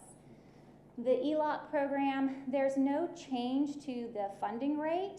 There are changes proposed to the participation requirements to that program, but they're not applicable to BCSD because we're already under those regulations in the current year. It just expands the number of districts beginning next year that would be under those regulations with us. There's a proposal to add one-time funds to the literacy coaches program and to actually expand it to also include math coaches. And so if that survives the budget proposal, that would be something that we would look forward to getting funding through. Also, there is a proposed one-time funding for literacy screening, so for districts to purchase the materials for those screenings and to train staff on that. You'll notice that on the, and there's one more page of these programs, but you'll notice that on a lot of them it'll say allocation method and amounts not yet known. So the governor's January budget proposal came out about 2 weeks ago. He allocates large dollar amounts to proposed ideas or programs. It has to vet through the state agencies for them to then digest that and say, how many districts, how many students would that apply to, so that they can come out with projections of what the per student, per pupil, per district allocation amounts will be. So from this launching off point, additional information will start trickling out from those state agencies, but at this time there's not enough information to know what that could potentially be as far as a funding rate or even the process for applying or receiving those funds. So the kitchen infrastructure and training grant is a grant that the district currently has this year, and we would be happy to continue receiving that. And it allows us to purchase equipment for our cafeterias, tables within our cafeterias as they age, and training and PD for our staff. The discretionary block grant, this is new, and as the state has additional one-time dollars, they've opted to invest in these one-time block grants. So we had the art, music, and instructional materials discretionary block grant. Previously, this is another spin on it. The key is it's flexible. It can be used for any increasing cost that a district has, although there is a intention, or there is a hope from the state written in the budget proposal that it would be used for professional development and such purposes. An interesting one that is, in my opinion, not safe to count on is the Learning Recovery Block Grant. This is not necessarily a new allocation. Districts received the Learning Recovery Block Grant in 2022-23, and it had a very wide length of time through June 30th, 2028 that those funds could be spent. But in bad budget times, in the 2023-24 budget, the state drew some of those funds back. So they said, hey, in the previous year they gave you this allocation, and the next year when the state had challenges on funding their budget and their expenses, they drew back some of those dollars. For BCSD, they cut $7.8 million. The governor's proposing to restore that amount that was cut in the prior year. So this will be dependent upon agreement between the legislature and the governor and the state's budget being able to afford that. But that would be very nice to receive those funds back. The district is required to do a student needs assessment, and it does say in the budget language a new student needs assessment. The district has done one, but we'll look for more information on that because it seems to imply that we would need to do a new one. And the expenditures would have to be included within the LCAP. So there are strings to how those dollars are spent. There are two proposed programs related to teacher recruitment in there that would be additional allocations from one-time funds. And then, very exciting, in November, voters approved Proposition 2, which was a ballot initiative to allow the state to sell bonds to fund the state school facility program. So these are state matching dollars to school construction projects. And just because voters approve a bond authority, it doesn't mean that the state issues debt. It doesn't mean that the state has any obligation to turn around in the following year and issue some of those bonds. They time the issuance of bonds when they can fit the debt repayment and structure within their budget. So it is exciting that Governor Newsom is proposing to sell the first series of bonds underneath Proposition 2, which would be in the amount of $1.5 billion. BCSD would love to acquire some of that money for some of our facility projects. So in February, we'll see some board items coming forward, their resolutions in order to allow the district to meet the requirements of applying for SFP funds underneath Proposition 2. I would just remind that it is an application process. It is typically oversubscribed, meaning there is a higher need for school facility dollars than there are dollars available. So it's first come, first served, so we will be sure to be getting in line early. So talking through the risk or lack of certainty in some of these proposals, School Services of California provides guidance to districts to advise on best practice of what you should be planning to include within your district budget and what you should have a plan for if it should come available, right? But not necessarily include in your adopted budget, because if it doesn't come to fruition, you make a negative budget adjustment down on your budget, versus if you include what is a safer assumption within your budget. Unfortunately, the district has to adopt our budget prior to when the state adopts their budget. But there is a process in law that if the state's adopted budget includes items that are significantly different than the district, you have the 45-day budget revision. So there's 45 days to bring forward a revision to align to what the state adopted. And so on some of these things, it's safer to wait until the state's adopted to see if they make it through the budgeting process and then incorporate them in at that point. I personally will be very interested in watching through the May revise and seeing if these are still there, or more than likely they look somewhat different at that point.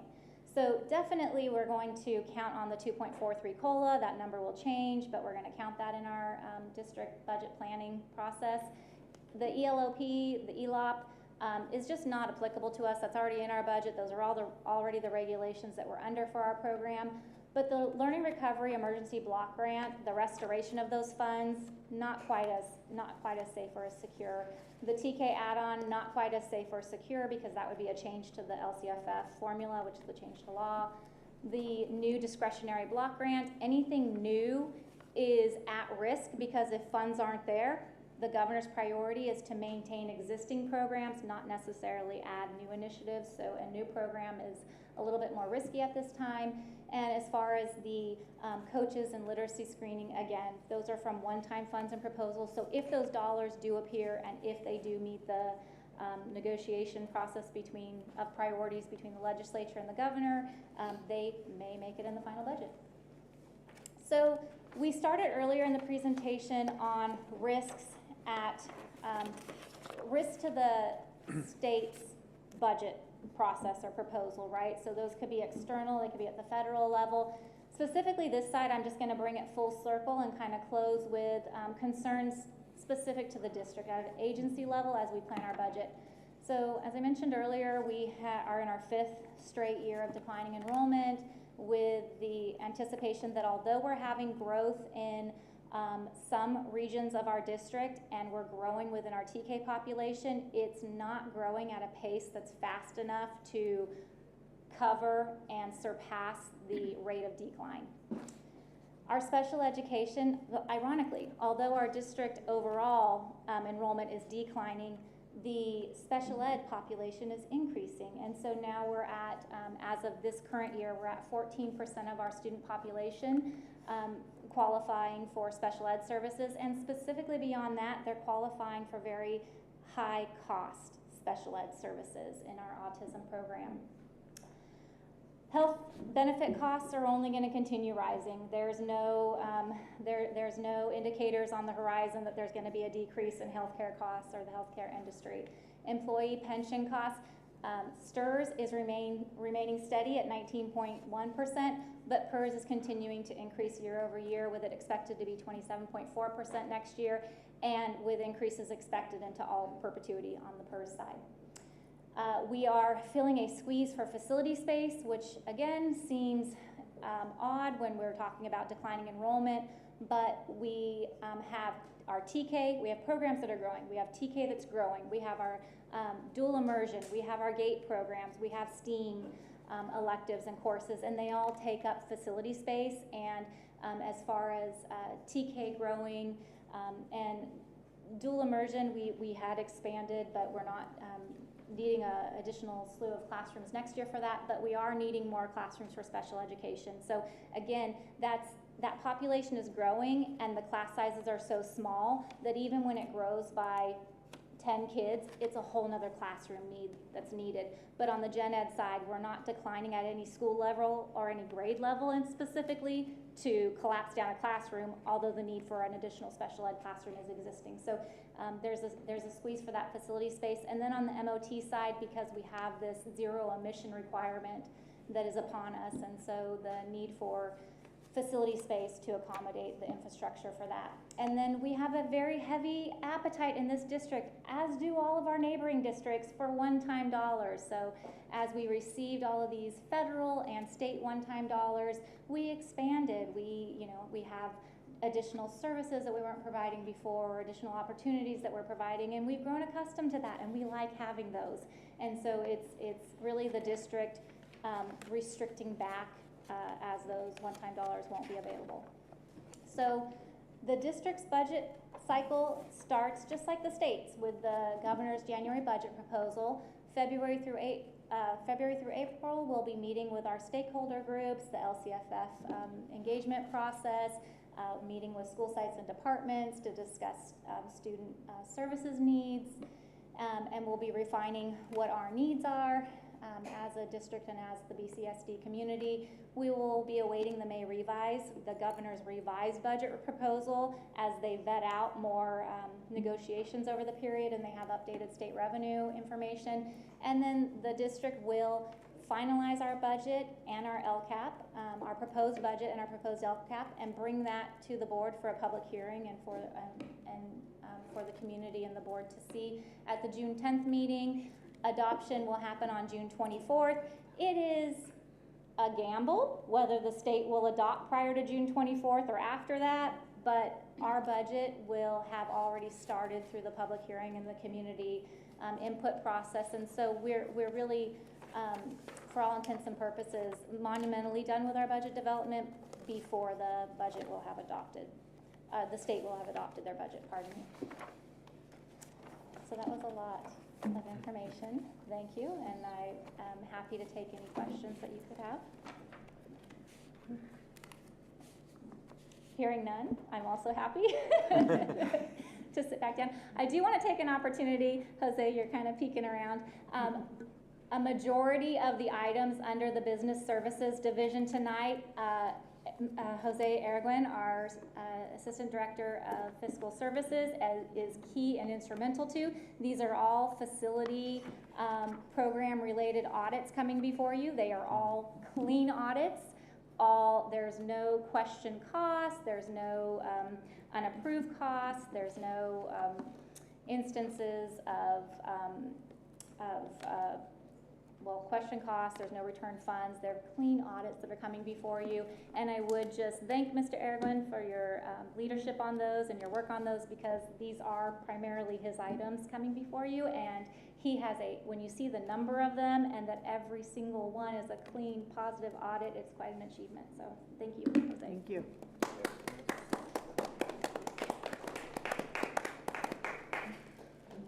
All righty. Thank you very much, Mrs. Black. Moving on to item number 2 under the Business Services tab here. Budget revision number 3 for the 2024-2025 school year. It is recommended that the attached 2024-2025 budget revision amounts be authorized. Do I have a motion? This is Chris, so moved. Thank you. This is Laura, I second. Thank you, thank you.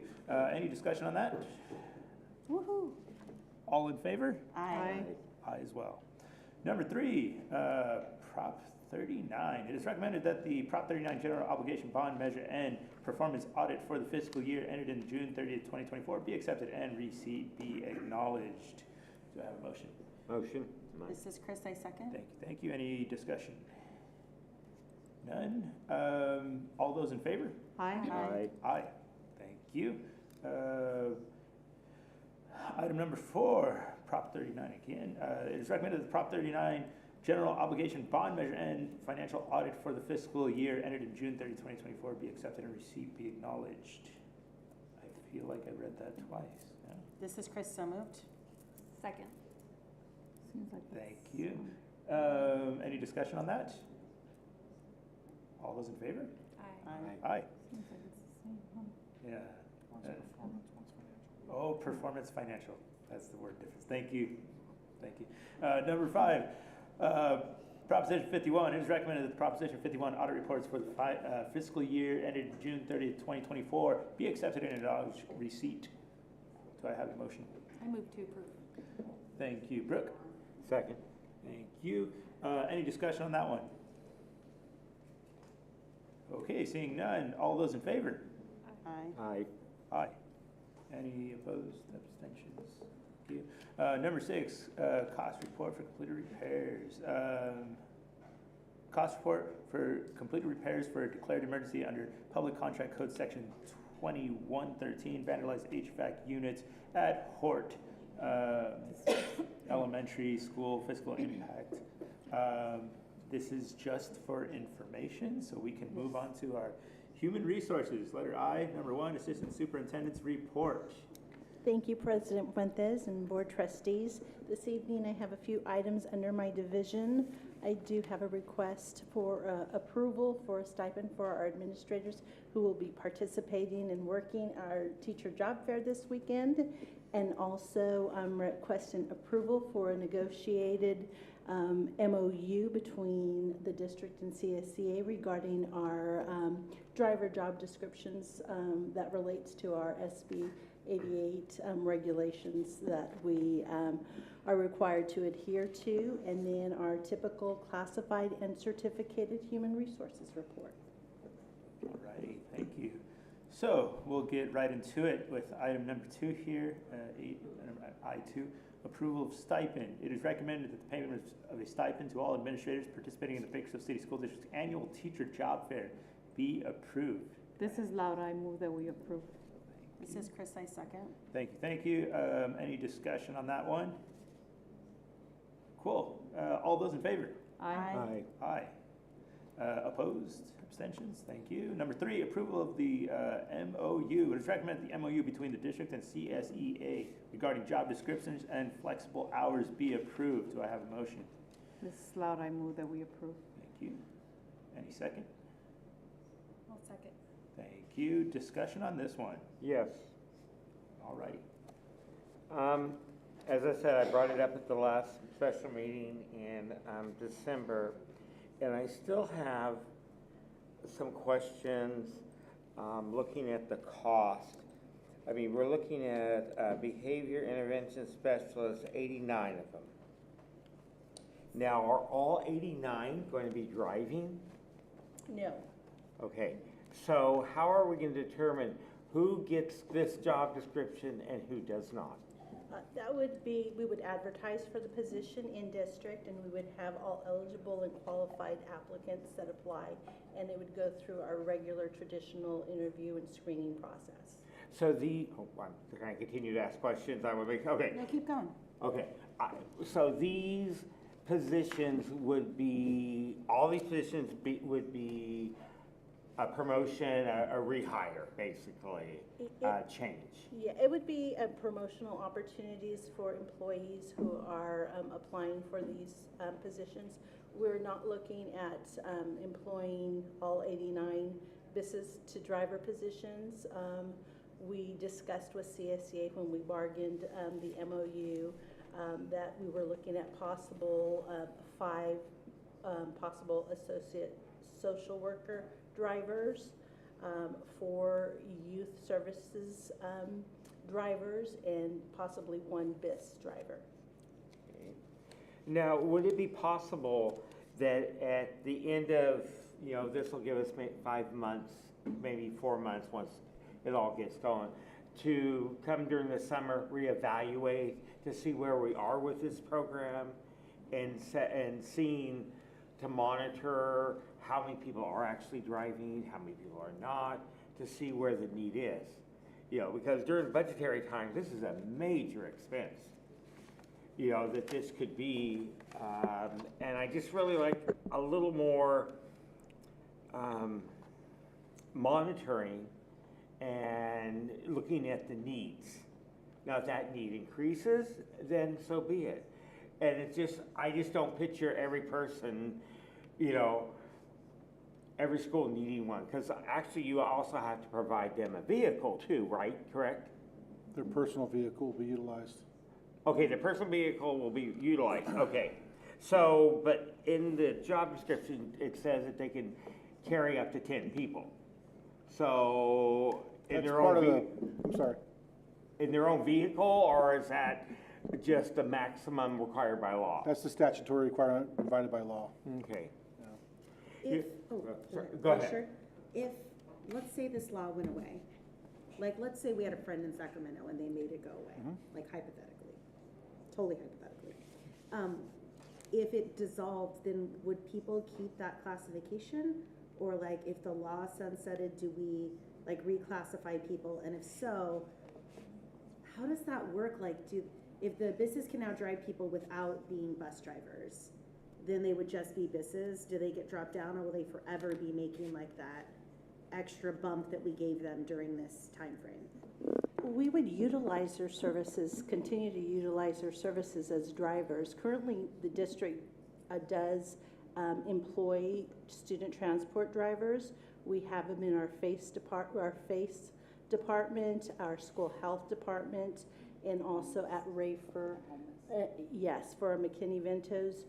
So we provide those services. But just for what you shared, if that particular regulation would not go through, then the qualifications and the requirements would go away.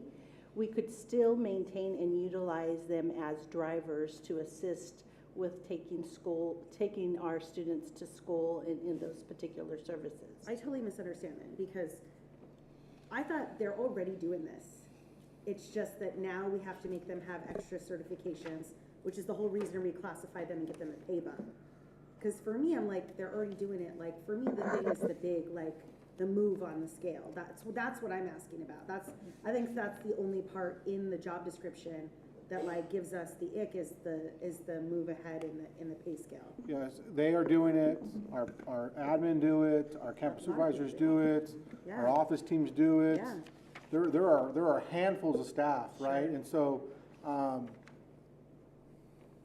this is gonna be a limited number of folks who are going to be identified to drive to assist addressing all the folks who now are gonna be limited to 40 hours a year. Right.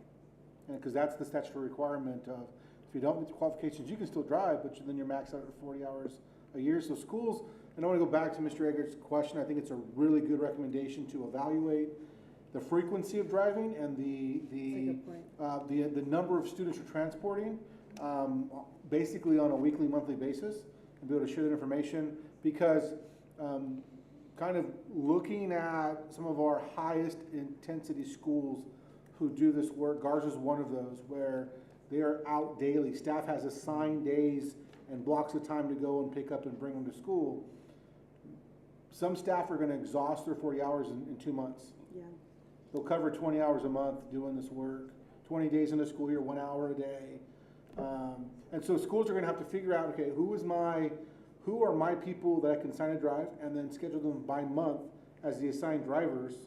And so what that will be is, so let's just say we typically have 4 drivers at a school in a day. Maybe we have 2 next year.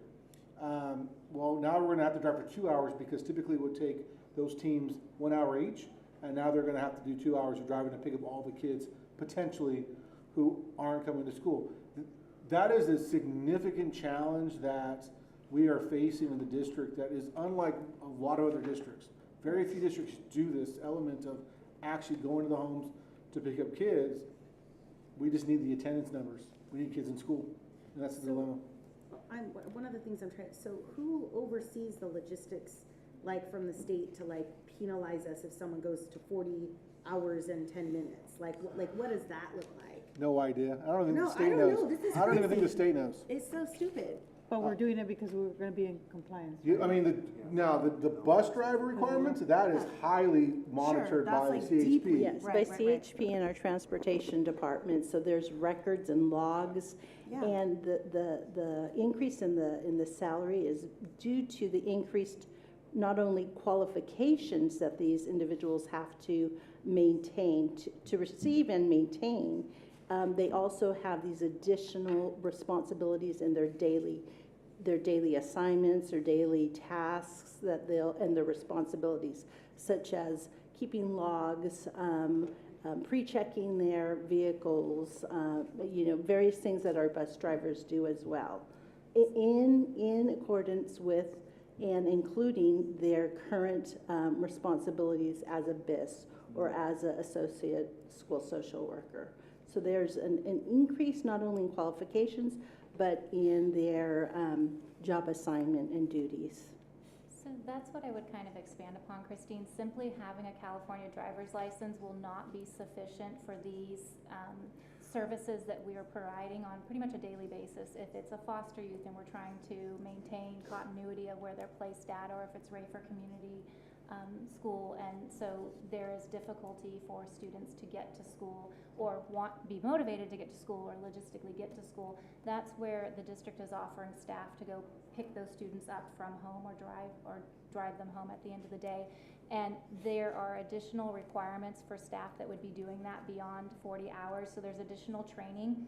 Our transportation department is able to provide that training to have these staff members, whomever they would be qualified to drive in this capacity. But one of the things is they're making it similar to a bus driver has to pre-check their bus in the morning, and that's just a phrase or a way of saying they have to look at all components of the bus and make sure that it's fully functional. There's a checkoff list that I checked all things.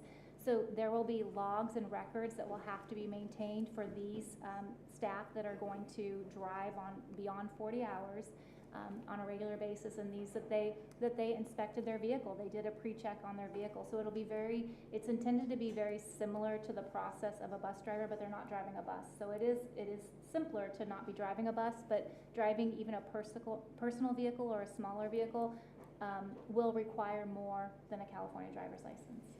And all of that makes sense to me. I guess for me, just after the report that we saw from Terry Lindsay today, we have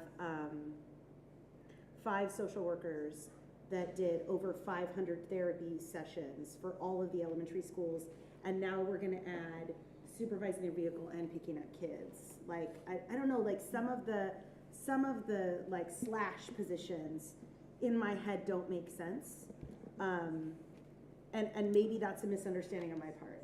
The school social workers are not part of this classification. It's the youth service specialist, it's the behavior intervention specialist, and the associate school social workers. Oh, associate, because I was gonna say it says school social worker right here.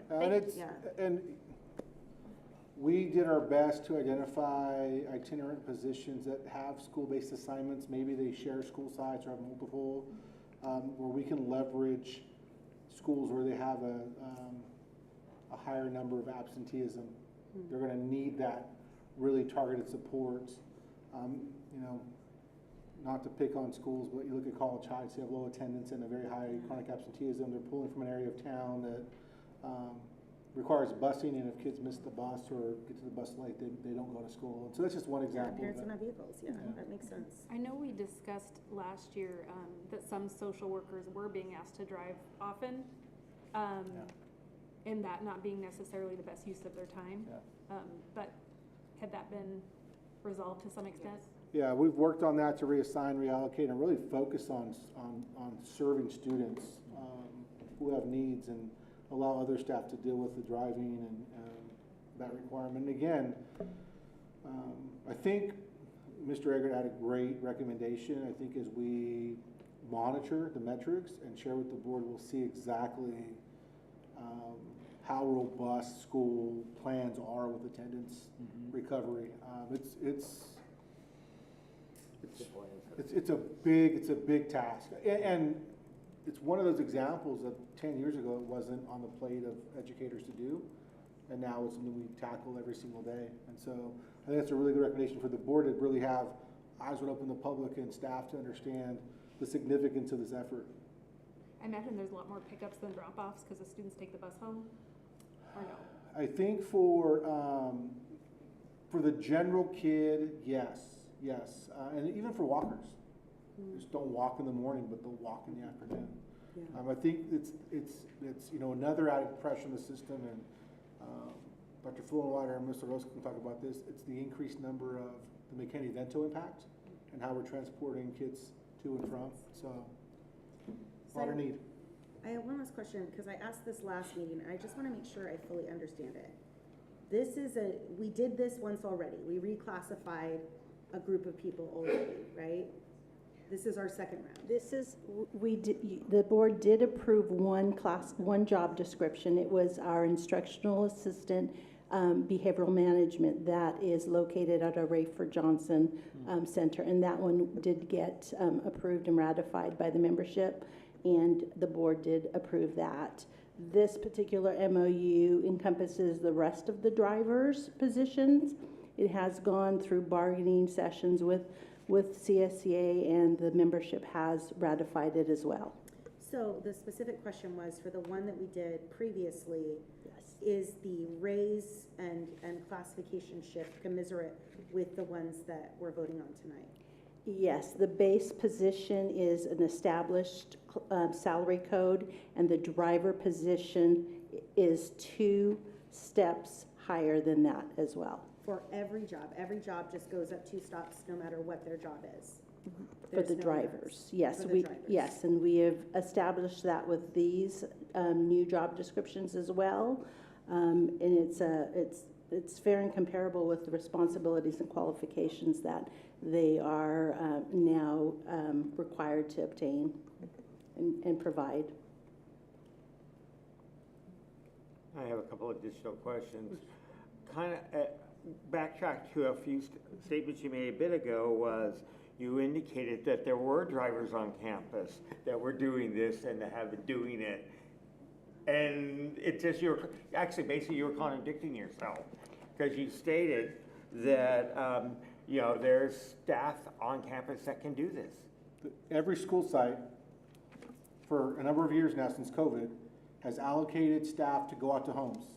Right. The change of law is now that without these job descriptions, every staff member is can only utilize 40 hours annually. Okay. And so yes, there are drivers, multiple classifications, office staff, support staff, administration, doing this work every day. It's just at 40 hours per person, we're gonna max out very quickly. I think Mr. Eggert was talking about when Christine said we have people whose only job it is to drive.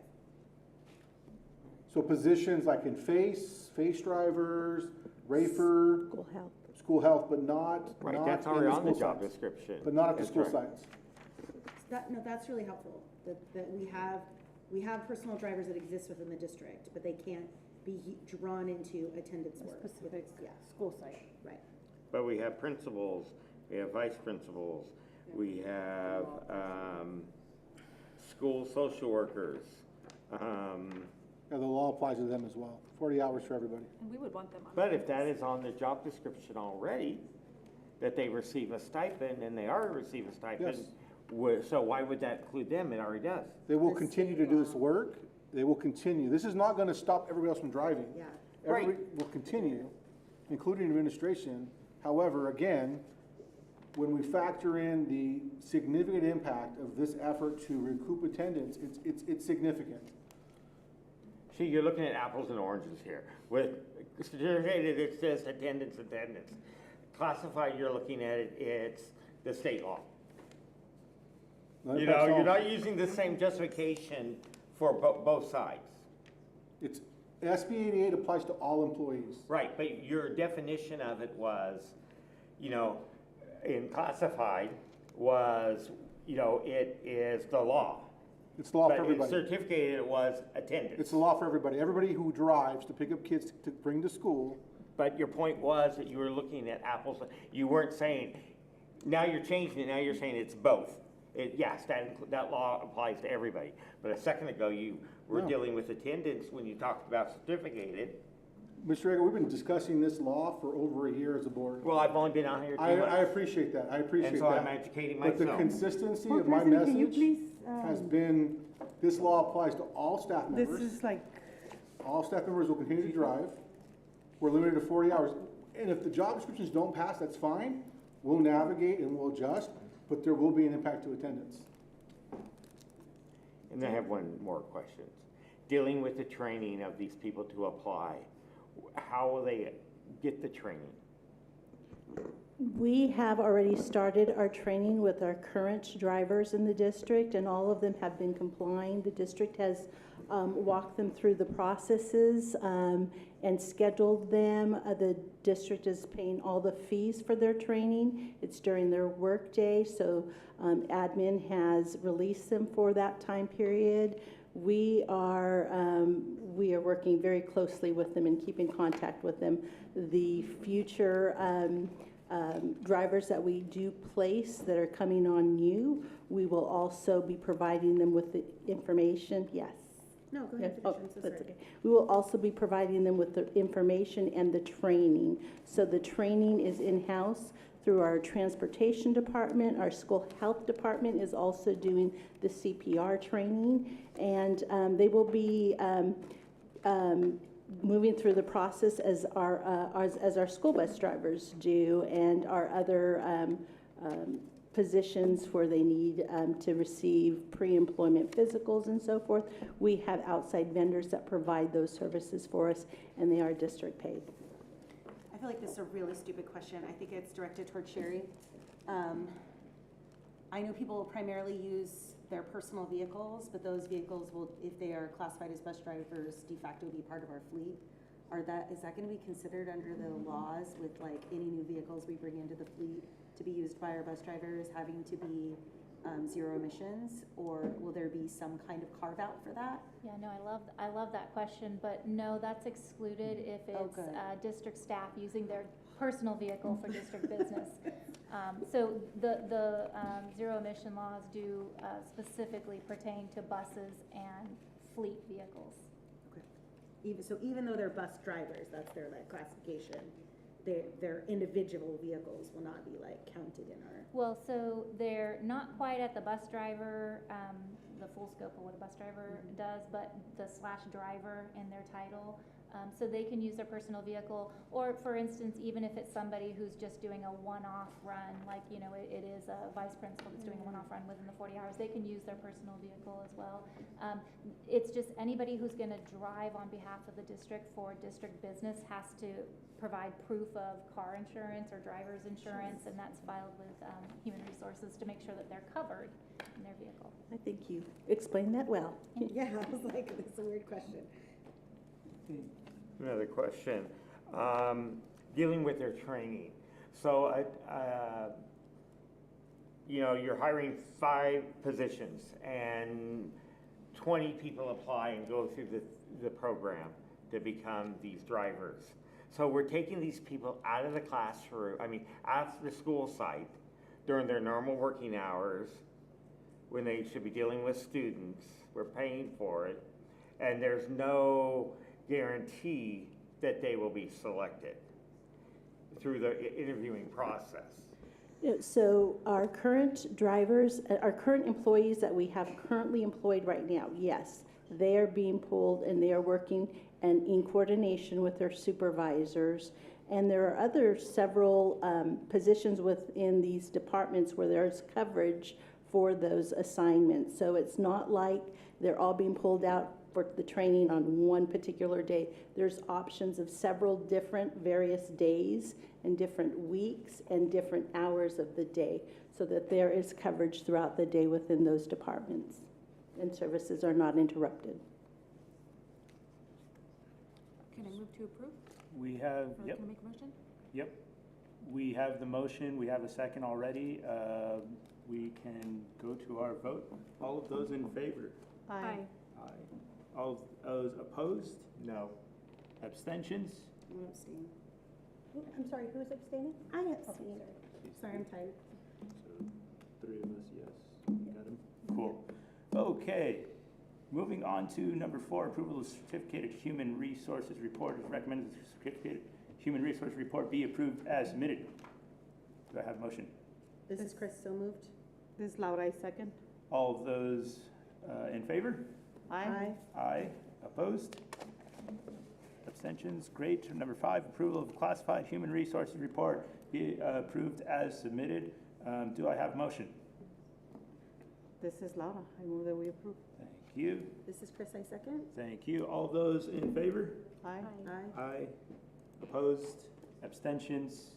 Okay, moving on to letter J, board policies. Number 1, revision to the board policies and procedures of the BCSD section 602.12 intra-district attendance mandated annual review. This is just submitted for any discussion. We have this one? Okay, seeing none, moving on to number 2, revision of the board policies and procedures of the Bakersfield City School District section 602.12 intra-district attendance administrative regulation mandated annual report. Also only for discussion at this moment. Any discussion on that one? Seeing none, moving on to number 3, revision of the board policies and procedures of Bakersfield City School District section 400.35 extracurricular and co-curricular activities mandated annual review. Also just a discussion item for now. Discussion? Good, thank you. Item number 4, revision of the board policies and procedures for the Bakersfield City School District sections 400.35 extracurricular, co-curricular activities, administrative regulation mandated annual review. Also for discussion only. Seeing none, moving on to our consent agenda, item K. It is recommended that the consent agenda be approved as submitted. Do I have a motion? This is Laura, I move that we approve the consent agenda. This is Chris, I second. Thank you. All those in favor? We have to have discussion. Oh, discussion, my bad. Discussion on the consent agenda. Yeah, go ahead. No, go ahead. I was just gonna ask on the consultant service agreements, there is one vendor where it says $0. I was just curious what that was about. It says, I'm sorry, what? $0. So it says there's a service being provided. It seems pretty substantial. I think it was like an online teacher. I'm trying to find it. So we have a contract with them already. So the part of this is just the PD. Okay, the extended Yeah, learning it's program. included with it, so it's zero cost, but we add it anyway because they're gonna be on our campus. Oh, okay. Do you want more information, Jennifer? No, that's fine. I just wanted to make sure it wasn't a mistake. And then I do on that same consultant, just so you, the VRC is the VEX Robotics. We should have written it up, so I apologize for that. Okay, more discussion? Okay, we have a motion and a second for the consent agenda. All those in favor? Aye. Opposed? Abstentions? I was an aye as well. Okay, moving on, last one, item L, closing items, adjournment. It is recommended that the meeting be adjourned in memory of Al Mijares, former BCSD superintendent, and Dennis Patrick, former BCSD superintendent. Do you have a motion? This is Laura. I move that we approve. I second. Second. All those in favor? Aye. Aye. Adjourned at 9:54 p.m.